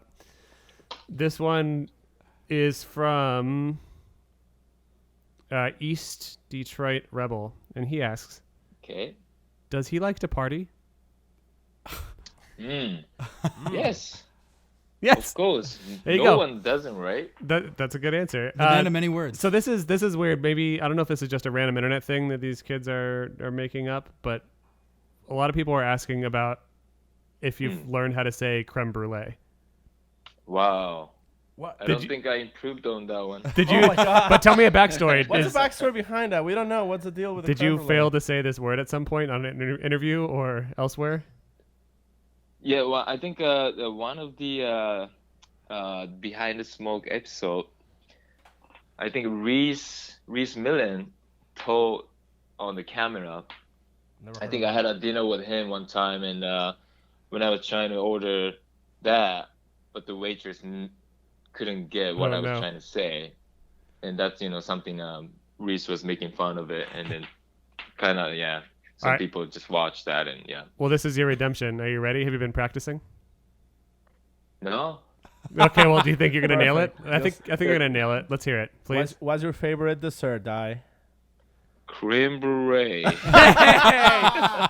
not Thank left. you. That's awesome. that you was did that was really a good B. That was You a did B really plus. good. That was a B plus. You can kind of get it, right? Oh yeah, I know exactly what you Oh, wanted. dude, here's the thing, man. I know your pain. Americans are assholes when it comes to like when you mispronounce something Yes. it's slightly different. Yes. Oh wait, what are you talking about? Oh, crème brûlée. I don't know what that is. I know crème brûlée. Fuck you. Whoa. Not you, Dai. Not you. Oh, snap. But it's a strange word because I took like one semester of Japanese and how you pronounce that in Japanese is burure, like right? Like there's Oh, there's no wow. L. Yeah. Oh. Burure. There's no L in the Japanese language, so crème brûlée, like Brûlée. brûlée. Yeah, brûlée. Yeah, that's Yeah. how they say it. Nice. So it's so different. Good job, Sam. Yeah, Gold we just got star. Japanese Thanks, lessons buddy. from Sam Thanks, and Dai. buddy. That's awesome. All right, we got guys. some more hot questions. Is this guy? All right. Tristan Verdugo says, "Hey man, huge fan of your V8 BRZ, but what made you go with the V8 instead of the 2JZ like everyone else running BRZ FRS?" I don't know. At the time, I still 2J wasn't like everybody Yeah. kind of deal yet, Like right? Gucci started with a boxer. Turk had a 2J from the start, but you. Okay, that's true. Yeah, so I guess, but Gucci's now 2J. Gucci had a Toyota 4. No, it was a boxer at first. He had Boxer? a Subaru. He had a Yeah. Subaru boxer engine at first. Huh. Right. Okay. Well, But I mean, your championship car was also a V8. Yeah, right? so you're used to Yeah, V8 so- power band. I don't think any specific reason, but it's kind of like a natural move to just use V8. Since my previous car S13 had a V8 as well. So just so all the fanboys get this right, Japanese driver likes American V8. Yeah. A consensus? It's Right. it's still okay. There's nothing wrong with that. Yeah. It's not like I don't like 2J or anything. Yeah. It's not like no reasons. Are V8s cool? Whatever works. Are V8s cool or are they shunned in the Japan grassroots scene? I really have no idea. I think it's kind of cool to Japan. It's same as I think people here thinks 2J is super cool. Yeah. I mean, it sounds cool, right? But I think V8 sound is really new to Japanese people. Yeah. So yeah, it's kind of an opposite thing. But I just don't, like there's like a 2J or V8. People try to make it like so separated. Yeah. But to me, I don't actually care, what kind of engine or what kind of brand of the car, whatever you like, whatever you can perform well, it kind of don't matter, right? Well, doesn't that go back to the culture of drifting in Japan? Is create your own piece of art, which is your car, and drive it the way you want, and not be so picky on it. That's like the purpose of drifting, isn't it? Yeah, to I not totally conform. agree with it. Yeah, so I kind of don't like people like hate on one thing and not other things, stuff like that. Yeah, and that's kind of like what it is. Is it takes it a little bit from the roots a little bit. And when you speak to a lot of these guys who come from, Japan and the experience, they don't care what they drive. As long as they're out there drifting, having fun with their friends, that's ultimately what drifting is. That's totally what it is. I have another question for you, Dai. Okay. This one comes from Andrew Schulte, also known as a Bagel Dog. Okay. And he's asking, where are turns 1 to 13? What? Where are turns 1 through 13? We know about turn 14, but where's the first 13 turns? Oh, where turns 13? Yep. I just was trying to say a lot of people don't know what turn 14 is. Oh, that's what I mean. Yeah. Okay, so Town 14 Distribution is the company who sells the parts, basically the distribution company for all the the car parts. Yep. But they only sell to the shops. So they don't sell to the end users. That's Customers. why I don't think it's more like how do you call that? Yeah, it'd be a distributor, a warehouse distribution type of network. Yeah. Right. This is not a fan question. Paco is a fan. Paco however. is a fan. He has a picture of you, Dai, on the desk right now that we're looking at. Mm-hmm. It's you with you look about 10 years younger, and you're wearing a red visor with black I was specky gonna hair. say, it's to have the visor with a spike hair. Yep. And we keep on trying to Okay. look at it, but Paco keeps on guarding it selfishly and just holding it close to his chest. No, just like kind of like, do you miss the whole Japanese drifting? You know how a lot of people tries to compare Japanese drifting with American drifting and say like American drifting is like NASCAR and all that. Are you gonna be doing, or are you planning on doing any more Japanese series or anything like that? So you mean by Japanese drifting is Well, well, okay. My Japanese drifting is actually street drift. I mean, maybe I shouldn't say about like illegal driving, street racing in stuff. the but toge. That's what I've done in Japan, and actually I never competed in Japan. Really? Because you would I have won, and started- they didn't want you you're an competing outlaw. there. They're like, we can't have Dai Yoshihara compete here because he will win, so he has to go to Japan You've been banished No. to or United America. States. Sorry. You've been banished to America with all the hot dogs and spaghetti you can eat. Jesus. So, sorry. Back to your question. So it's not like I miss that stuff because I never really done that before. Oh. But of course, like kind of back to a few questions ago. What I do other than FD. I'm actually going to Ireland a couple weeks for IDC. Nice. Irish Drift Drifting Championship. Yep. Yeah. Are you going to destroy one of D-Mac's cars as well? Max cars. Yeah, that's the plan. Yeah, that's the plan. Nice. What are you going to be driving? The 240SX. Ask him for his minivan. Oh, that's right, huh? Yeah, he has that pretty sweet minivan that, with flares and all that. Oh shit! Right. I don't know if you're aware, Dai, but we have a little bit of a drinking game in the Where show. every time Paco mentions minivans, or more specifically his minivan, which he's about to tell you about, Paco drives a Toyota Previa drift van. Drifts his Toyota Previa drift van. Oh, really? I don't know if you have seen it. It's an infamous Tofu drift van. Oh, that's you? Oh yeah! Oh, Oh, wow. What do I have a fan Okay. right here? no. Dai's like, I don't give a Okay. shit about that. Yeah, I'm that idiot, I man. think I've seen that before, yeah. Oh, okay. That just shows what a fanboy Paco is of the Tofu Drift fan. That's from Initial D. Initial D. Yeah, Paco. Corey doesn't just- even know what Initial D is. Hey, Dai, I'm kind of like you, Dai. I'm not very smart. Well, when it comes to cars, I'm not very smart when it comes to How is cars. this guy your friend, Dai? And I just like driving them. So it's like people ask me these Yeah, technical I'm questions. totally I'm fine like, with that, yeah, Tight yeah. pickle questions. yeah, these tight pickled questions. I'm just like, Jesus. I'm gonna have you ask Dustin or Sam because I don't know how to answer that. Can we talk about your time on the Toga? What? So you said you started on the streets, if you can talk about it, without getting deported to Japan and thrown in a jail cell. What? How did you start drifting? Like day one, what was your first drift? My first drift was the OG Corolla 8086. God. Were you delivering tofu for your dad? That was actually before Tofu days. I mean, What a beast! Wow. that initial D already came out, but it wasn't huge yet. You know, it wasn't. It was just a book. Yeah, it was just a book. You know, it wasn't like big deal.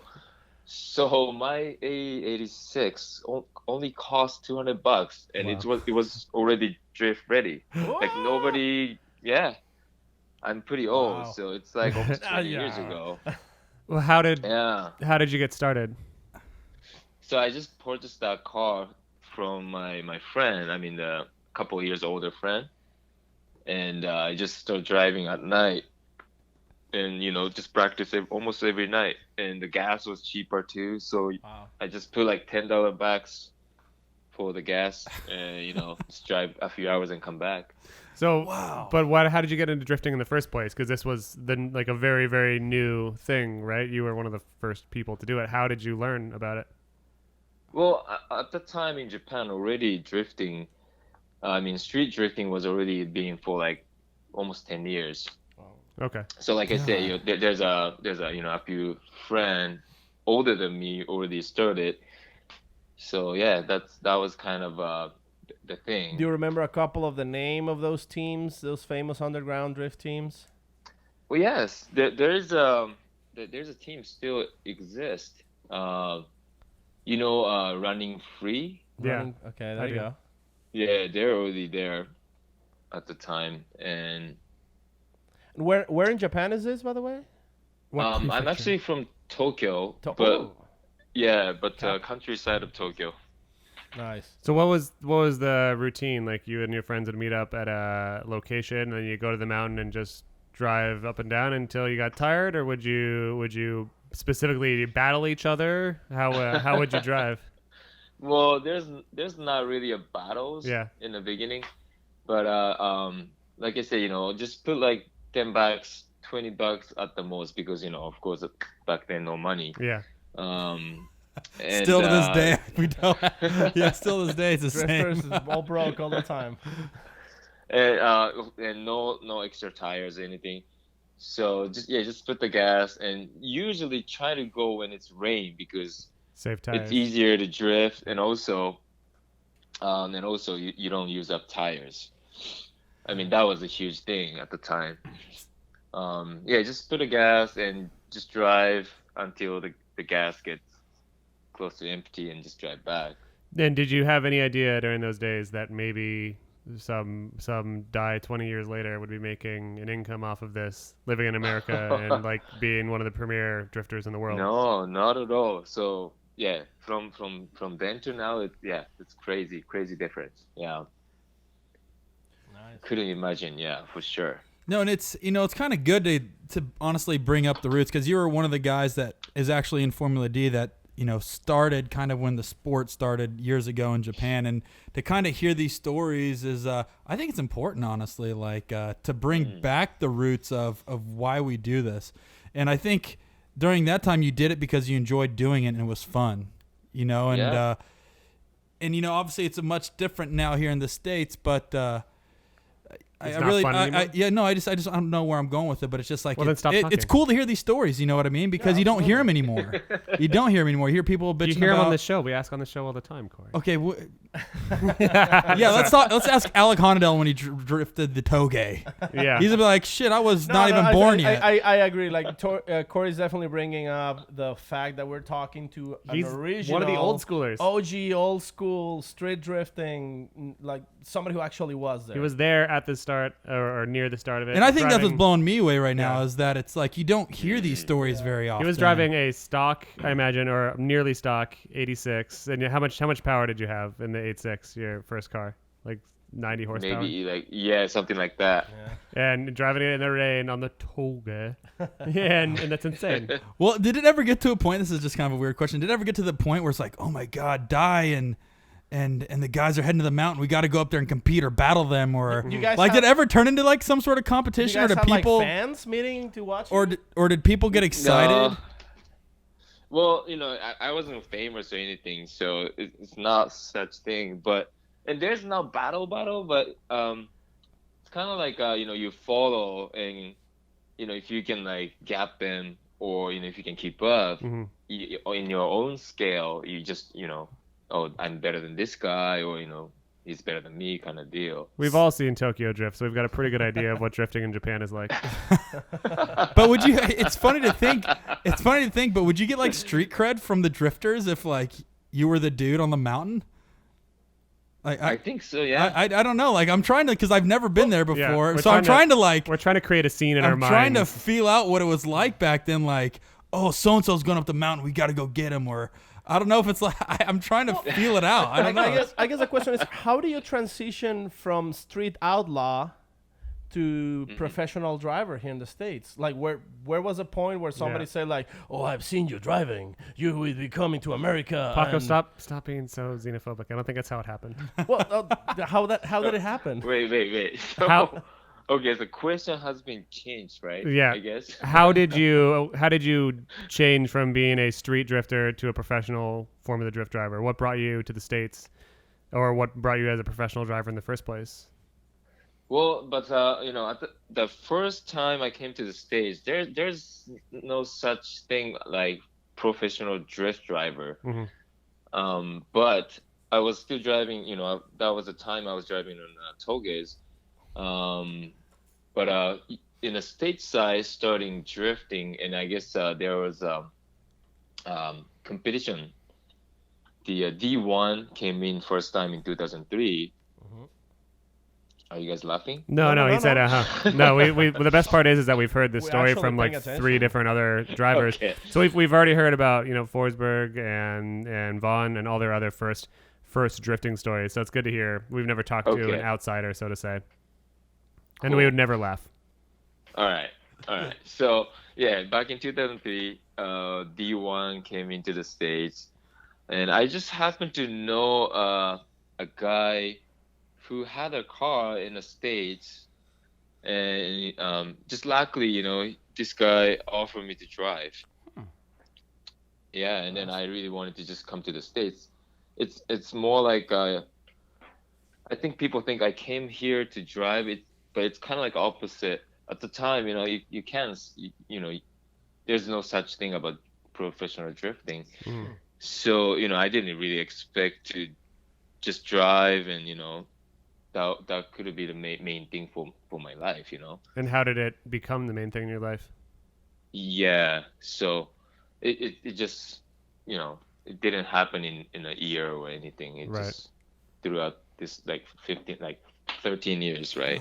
Yeah. Yeah, so you just started getting support from different sponsors Yeah. and whatnot, and then you realized that your place was in America, and you moved here, and the rest is history. Yeah, exactly. Well, how did your life, or maybe your professional career changed after you became a champion? Was that 4 years ago? 20 Yeah, Yeah. 2011, so 5 years ago. Yeah. How the life changed? I Yeah. mean, like as a professional driver. So good. Well, we've asked this question to multiple champions, from Forsberg to we haven't talked to Essa. So we talked to Osbo. Yeah, so Forsberg and Osbo, we asked how their lives changed, and they said kind of not really. How did your life change after you won the championship? I think it did in a way. It's not like a year after I got more sponsors or anything physically like that. But people consider as a champion, and like let's say like if you talk to somebody who doesn't know drifting at all, but the other person say, oh, this guy's champion, then perspective little change, right? Right. So that kind of stuff. I think that helped in like I do stunt driving and stuff like that outside of drifting. Nice. But I think champion is kind of helping, because those guys don't know really what the hell is Right. drift. But if this guy's champion, maybe he can do well. And it's one thing to say that, oh, I'm a Formula Drift driver. It's another thing to say I am a champion drifter. Right. Well, I don't really say like that. But, Yeah, you do. I've heard you. You're very cocky about it. Now when you go back to the toga, it's like, oh, there's that guy Dai. He's a I'm champion. the champ, yo. And he's driving a Corolla, toga up. Yeah, his aura is completely different. Yeah. Do you still do your traditional, I would say, ceremony before starting a race, Ceremony. where you grab your water bottle and Oh yeah. Throw I do water that. on the intercooler. splash water in the Yeah. front of the car? Yeah, like some type of like superstitious. How Okay. how did that even started? I don't remember. That's a good question, actually. I was doing it in Atlanta too. It just seems like something so zen, you know what I'm saying? Like it just seems like very traditional for some reason, like very Yeah. personal between you and the car. Paco, maybe you should watch a show I did called Drift Chronicles 2 or 3 years ago, where the first time I spoke to Dai, we talked all about this. Shameless Did plug. we? We did, yeah. I was just scared little green kid at Formula Drift talking to some real big drift stars, and I interviewed Dai and asked him why he did all that. Why Dai splashed water on his grill, why Forsberg hoarded 30 different water bottles in his car throughout an entire season, Turk doesn't change his underwear. and why Turk doesn't change his underwear, and why Tony Angelo punches his roof. Apparently just because he's got anger issues. Yeah. Punches. Yeah, he used to punch his roof a lot. Wow. So you still do it. Yeah, do you still Yeah, I splash still water? do it. Yeah. Nice. Well, it worked. It worked last round. Finally. Yeah. Are Finally. you excited being back in Exactly. the podium, man? No. No. Yeah, he's- for sure. Do you think going forward, do you feel dialed in? Do you feel of course you want to say that of course it's not your last time on the podium this year, but was it a fluke, Dai? Are you going to be at the top for the rest of the season? Are you going to try? Well, yeah, that's the plan, and yeah, like I said, now the car's dial. Yeah. So I feel like we're on a starting grid, and last event, everything else went well, so that we could get a podium. But nowadays, if it's so competitive, Right. doesn't mean if you have everything, it doesn't mean you can win, right? Yeah. So yeah, it's gonna be tough, but yeah, hopefully we can get a few more podium finish this year. Hell yeah, man. Going forward, where do you see yourself in 5 years? What are you driving? If you can even think about it.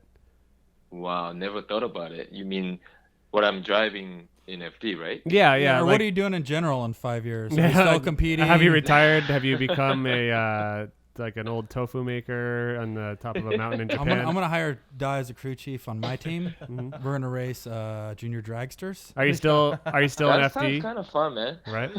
Are you still an FD in 5 years, Dai? I hope so, but that's something I'm curious about it too. You think It's, that family life is gonna be something to take in account? Are you gonna have 12 more kids?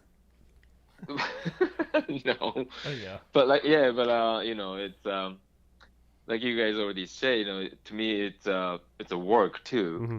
Of course I'm having to enjoy, and that's my biggest part of my life too, but at the same time I have to make living, Yeah. and I think if it's growing and every year getting bigger, more spectator and Mhm. Stuff like that, but it's still not super easy to secure your sponsorship Oh yeah. help. Right. Of course not. I'm sure all the drivers are facing the same issue.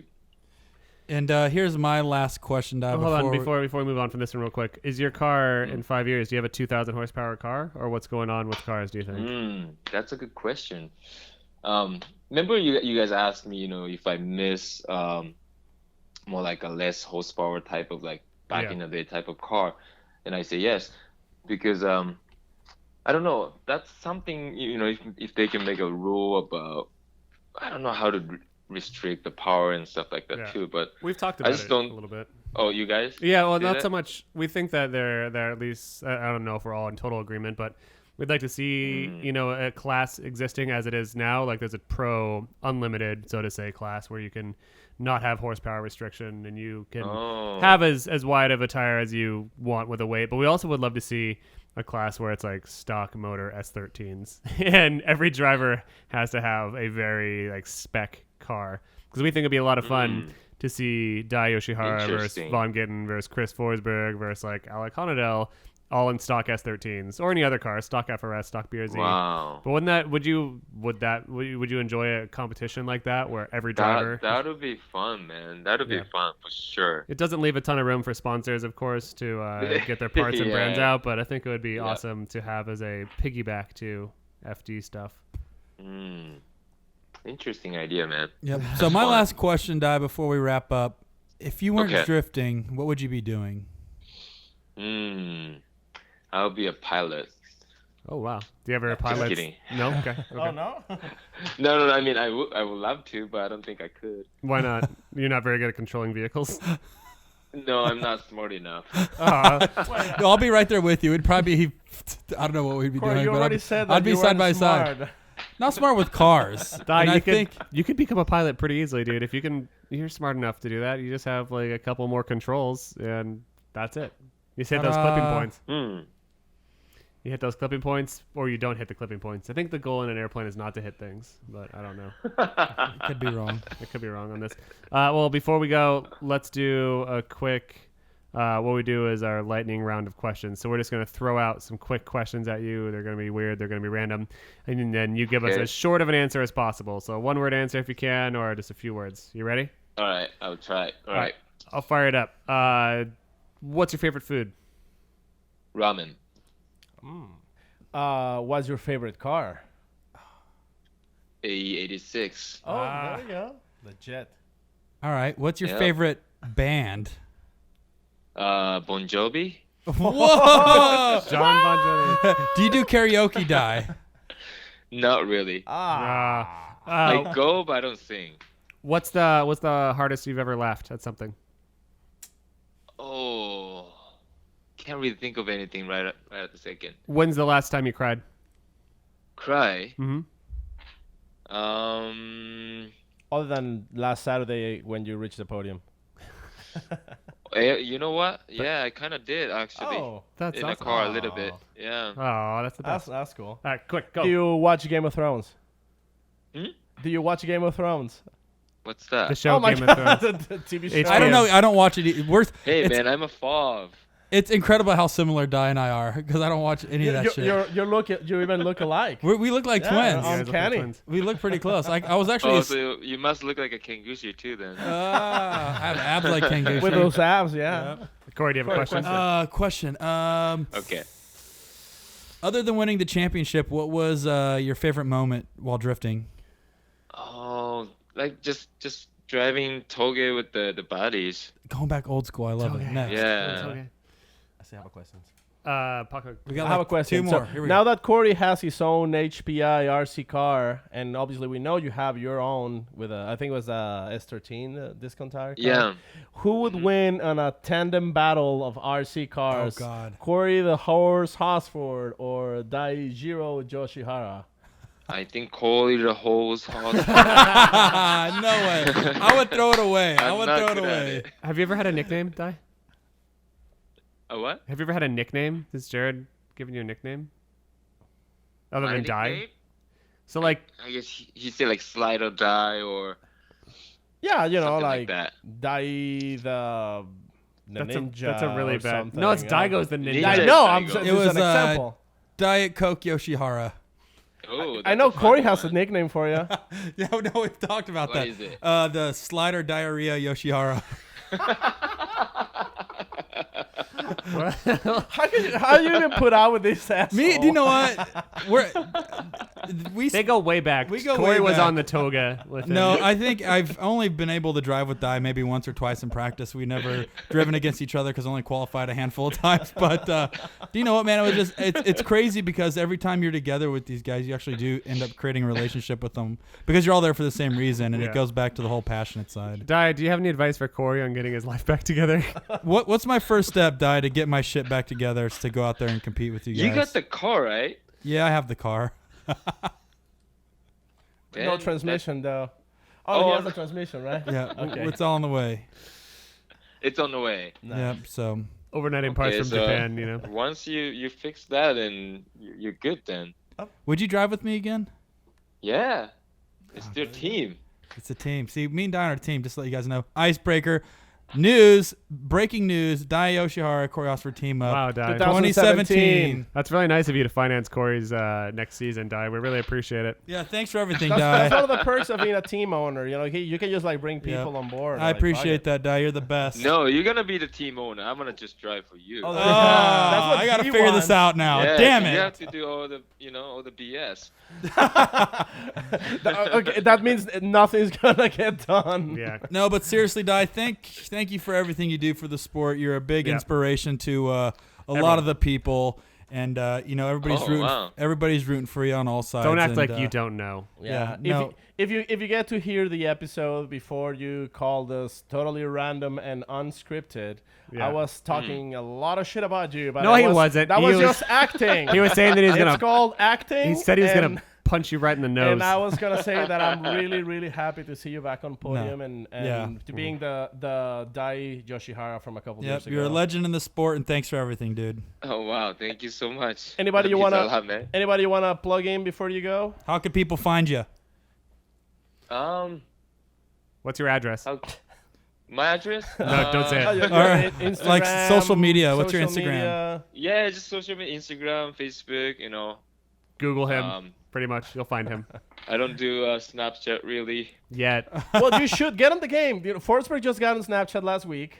Yeah. Vaughn's on Really? Snapchat. Whoa. Juan's on Snapchat. Paco's on Oh Snapchat. man. Yeah, ju- come on, dude. Get in there. Well, right? I do have account, but I just never really post anything. Well, it's Time- about time. time to Even start. if it's So you just think photo. think it's- huh? that's gonna be the new thing? It's going to be the new Yeah, thing. that's gonna lock the sponsors for next year. Yeah. No, it really is going to be the new Yeah. thing because it gives people instant perspective of what's going on in Dai Yoshihara's life. Yeah, and they can talk directly to you. And they'll be able to communicate exactly. So right. next They can time send you dick Corey, pics. next time Corey wants to send a shirtless picture of himself, he doesn't have to hesitate. Yep. Okay, I'll try to learn how to use that. then. Alright. We'll see you on the snaps then. All right, good luck with everything, Dai. We'll see you soon, man. All right, thank you so much, guys. Have a great day Good night. night, brother. See You you too. in Have a Orlando. good night. Bye. Bye. Wow. Well, that didn't go the way I expected. Yeah. What the fuck? Did you totally put him in the spot? I'm talking shit about him because I really mean it. Mhm. And now I have to like pretend that I don't. Well, maybe you should watch your mouth around foreigners because you never know what they're gonna do. I'm a foreigner. I'm allowed to do that kind of shit. Hey, What? new segment from Paco, talking about when it was. I can't wait for all I this. felt bad for Dai at part because he had no idea what any of us were saying. Well, that's the problem with foreigners like Paco and Dai is. Sorry. Are you Trump's I was son? just about to say I'm a Trump supporter on this. My character on this show is a Trump supporter. You are the absolutely. Simon Cowell of Maximum Driftcast. I definitely think driver on driver character that I have is a Trump supporter. Oh, Absolutely. yeah, that's a maximum asshole right there. Oh, maximum ass cast. Yep. No, all kidding aside, yeah, nobody likes Dai. Mm-hmm. He's Is that new show that comes on after Everybody Loves Raymond? everybody loves Dai. No, nobody Everybody likes. hates. and He's a really nice- Subarus suck. He's a really nice Dai. He's a really nice Dai. No, yeah, he's cool, man. He's like I guess I couldn't stop. I couldn't avoid fanboying over. Like, Yeah, I know. I find that you're that's a trend that often happens on the show, Paco. Is All I that, hear is and Paco's sitting there crooked. no, but the thing is, I love everything Japanese and like the whole roots of the Japanese. do you like culture. the Fukushima disaster? That's That's Japanese. fucked up, What an Paco. asshole. I'm an idiot. That's fucked No, up. dude. So you Hentai, know, like, Paco, are you into hentai? I love hentai. Yes. Okay, Oh, yeah, it's of Japanese. course, like, Do what, you you love- don't? Hey, what's the flaming kebab? The flaming shish kebab. Yeah, you like wooden swords and beating the shit out of people with them. I learned that from one of the episodes from Behind the Smoke. I saw Dai with a wooden sword. He It's just lit it like on- beating people up. He covered it with rubber cement and lit it on fire because I never did that in high school. Did you? What? All right, so pro tip, kids: if you want to have a really cool sword in your driveway, you got a couple options. You can grab those real estate signs you see picketed around town. You rip the flyer off, and you've just got like a nice wooden stake. And what you do now is you cover that in rubber cement, and then you light it on fire. You get a friend to do the same thing, and you have a sword fight in your driveway. Because that might have happened a couple times Pro tip. in the blunder years. Do we have time to read a couple more comments from the last episode? I I have one. Did we, for yeah, we didn't do any from the last episode. Let's get a couple. Yeah, I have one. I mean, after your touch of gray meltdown. Oh, cool. Yeah, that was fun. Yeah. Well, I'll have on the YouTube username Q1LL. I guess something like QL or something. He says Sam was a sound Nazi on the last episode. Yeah, I was telling people to turn shit down, or I don't know. It's true. I don't appreciate the Nazi remark. I was a Stalin. All right, hold on. Corey's showing us Snapchats of hot dogs. Oh my god. My little brother just Snapchat me of 2 hot dogs and 1 bun, and the caption was, "I call this the whore dog." I don't get it. Me neither, but that's the snaps I get from my little brother. I It's don't kinda funny. understand it though. It's just funny. Okay. We have a question on the Facebook. We got a personal message question that I thought was pretty good that we should read, but my phone restarted. Hold on. I have one real, All right, real, Paco's real ready. quick Hit it. from Alfie N92. I think he sent us a question previously. So he's asking if we're going to talk to some other people outside the States, and he's suggesting to talk to Noriaro. I think that'd be cool to talk to him. Who is that? I'm just kidding. I know who it is, but Okay. tell the fans who don't know who that is. Noriaro, is kind of like a foreign in Japan who does he covers events and photos, and I think he's been a commentator for one of the series. He's the Larry Chen of Japan. No, he's more He like announced he's like Formula Drift Japan. yeah, he's exactly. So he's the Jared Deanda of Japan. He's the Jared Deanda of Japan, and he's super legit and straight dude. So I would love to talk to him for sure. So we have a personal message question on Facebook from Lance Washington. I think this is a guy from a boy band, judging by the name. I'm gonna paraphrase the Lance question. With some drivers like Al Conadell at Atlanta Top 32, they shed bumpers like they're only held on by duct tape. Alec blew up a front clip on his Top 32 run and destroyed his front bumper, and it seemed to come off as if it was held together with dried spaghetti. Corey. Yet when Tanner Faust blew up the same clip with the same intensity the next round, his Passat seemed to shrug it off like it was a joke. Are some drivers mounting their bodywork in such ways to shed panels every run for quote-unquote style, and others building cars to take a hit and keep going? And then his final line. Or a cheap stab at Paco. Is it the 2F Super Doof kit just can't hang? Well, actually, I have a question for that. Okay. When was the last time you saw a custom bumper made for a Volkswagen Passat? I don't understand. Well, the question. here's the Where are you thing. tying that in? When you don't have a body kit sponsor, you're gonna make sure your body kit, like at least your because I think he's got a factory bumper on that. And it might be polyurethane. Yeah, and it might be. I believe he's just got the factory bumper on the car, and you don't want to destroy a bumper out of something you don't have a sponsor. On the other case, Okay, so this really good question. Alec Honadell is sponsored by 2F.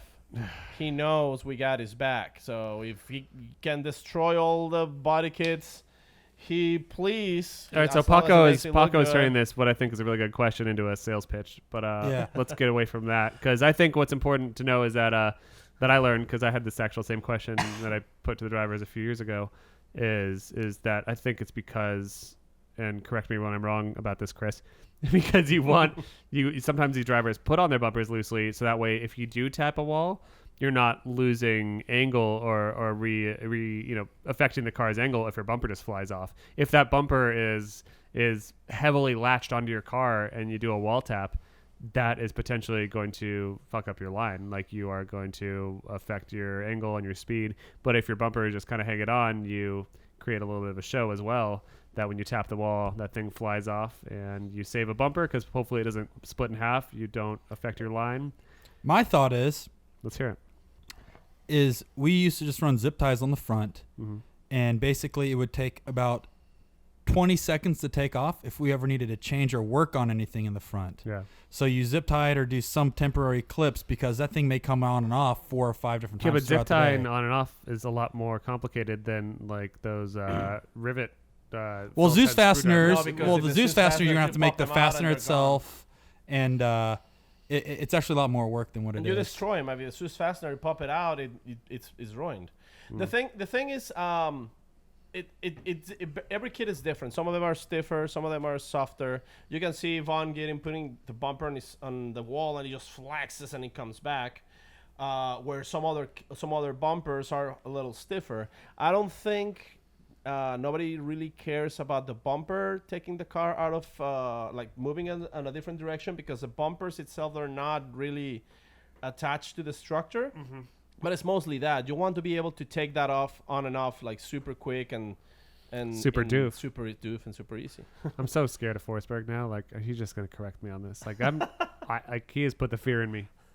Well, I mean, that's the good thing about the people like I'm you glad. and I. I'm glad Paco and I weren't there because I don't feel anything yet. Yeah. Well, you're gonna get a text from him, and he's gonna say some stuff, and then after breaking your heart, he's like, "No, I do like the show." Forsberg's called me an idiot a million times. So I'm like, with a reason. Which, by the way, Forsberg's not a dickhead. We're just all wrong all the time. But the beauty of being wrong and being called out Is that I when get you're a wrong- text message from Forsberg, and like that still excites like a little bit of a fanboy from like yeah. 5 years ago. Yeah. Now I know that he is not a nice man. No, I mean, I'm sorry, when I'm wrong and somebody points it out, I actually get excited because I know that I'm actually Yeah, you're going to learning get the something. right information this time. See, but I already know everything, so I would appreciate it if people would not correct. just shut that. the fuck up. I'm right all the time. Everybody would shut their mouths. Speaking of shutting my mouth, I gotta go to bed. That doesn't make sense. Wow. Yeah, it's about that time. Where are you flying tomorrow? Yeah, I just got home from Atlanta, where I stayed up all night editing Vaughn videos. Turned out pretty cool, I think. How I long like have it you a lot. looked at his face so far? I'd say that I looked at his face most of the day. Nice. Just burning into your brain. No. I don't look at his face that much, I guess. Most of the videos are car time, not a lot of FaceTime. Do you get That pumped? I look at that car a lot. Do you get pumped from looking? I'm pretty pumped, yeah. I'm stoked on it as well. I'm I so might say. stoked. I'm pumped. I'm stoked and pumped. Um, And I think I'm going to Las Vegas tomorrow to shoot some Snap-on stuff. nice. Jared's gonna be there. J Momo. Oh, J Doctor. J Day Day is going to be there. nice. And that's it. You Good. guys do anything that's awesome? Not really. Sucking at life. All right, cool. You Keep know. that up. Corey, how are you? I'm good. All right, cool. Oh, We'll we see you really- guys later. Well, before we go, Oh, no. just- I think we'll just end on that. I'll just saying No. the Before Pandem kit was released. We're building the E30 this week and There you the HPR RC car. Oh yeah, look That's at it. this thing. It's Oh. real. It's not only on the Instagrams. If you It's- can see if you're watching the video portion of this and not the podcast, Paco's holding up some shiny blue turd. I don't know what it is. It's an RC car with a boss kit from HPI. That's it. All right, we Um, can shut the fuck up. No. Before we go, just little apology because we couldn't release our episode on Monday because Sam was busy working. And I think this is going to be, hopefully, it might probably be a thing in the future that if it's an FD event, maybe Paco and Corey will do one without me and they'll do it on Sunday or Saturday or who knows. But at who least knows? But at least this one and maybe the next one and who knows from there that they're going to, these specific episodes going to be released on Tuesdays. Or maybe we'll release them all on Tuesdays. I don't know. I don't know, man. Should we talk about the t-shirts? Yeah, we should talk about the T-shirts, Okay, Paco. well, Where's the t-shirts Where at? Do we is have your one? t-shirt, Samuel? I don't know. I threw it out already. God damn it. Mine's on the desk. Well, we're just gonna. Well, most Tell people listen you. to it anyways, and if you're not listening to it, you can look online, or if you're not listening to it, look online. When this show comes out, we're gonna have a Teespring back up for some maximum Driftcast Crème Brûlée t-shirts. No, Crème Brûlée. they're not Crème Brûlée color. They're actually blue. These are all blue this time. No. This time we're gonna have all color of the options. colors. All right. There's And 6 colors. so you're gonna go to choose from. Teespring. We're gonna have a link in the video and somewhere else. I don't know. Facebook, On Facebook. Instagram. And you're gonna buy a shirt, or I'm gonna find you. I'm gonna fuck you up, dude. All you guys are fucked. No, show your support at local events. Yeah, show everyone. People that, ask you what the fuck that is. I think it's gonna be like kind of it's a badge of honor and courage. Like I made it through a 2-hour episode of Listen Maximum to Driftcast. Triple asshole. We should make a combo. shirt that says, I survived the 2-hour ride of Maximum Driftcast. The 2-hour thrill ride. Hashtag I don't understand the Russian guy. Wait, which one's the Russian guy? Is that me?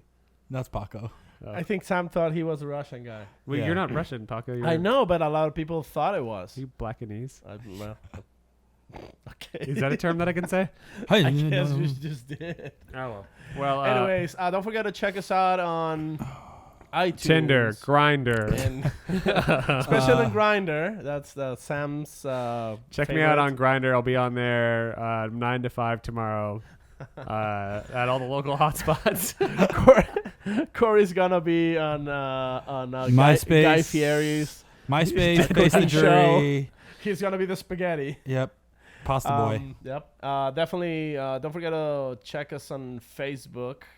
We still not even hitting the 1,000 likes on Facebook. Yeah, no one That's likes still We're like Facebook. 5 away, but who That's gives so a shit? weird. It's because Facebook is Facebook out. sucks. Facebook's out. Maximum Driftcast is in. Yep. All the kids are talking about it at the local toga. So, Sam, where can we find you?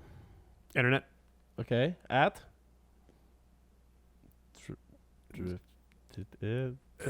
Say it. Drift Idiot. Okay. And Corey, where can we find you? Sorry, I was looking at Facebook. Yeah, you do that all the time. Corey Hosford and Street Standard. At Street Standard. And- Corey Hosford at streetstandard.org. I'm going to take my earmuffs off because my ears are sweating. And obviously Sam at Drift Idiot. No, I didn't say that. Well, he said. And you can find me at Paco at Tofu deportpaco.net. Tofu Drift Van and at 2F Performance. And just so it seems like a lot of people's like checking out Corey and I's Snapchat and maybe Sam's as well. I don't want people to check out my Snapchat. Yeah, no, you totally have to follow Sam's Snapchat. I'll make sure to post it on the Instagram. All right, cool. And check us out on Maximum Driftcast on all the right. mediums. And you guys, Can we Thank you. can we end it with another song, Corey? Yeah, let's Oh, do it. I gotta okay. put my Paco, you earphones hop back on. into. Put them back on. All right, I'll start it. All right. Okay. Thank you for listening to this show.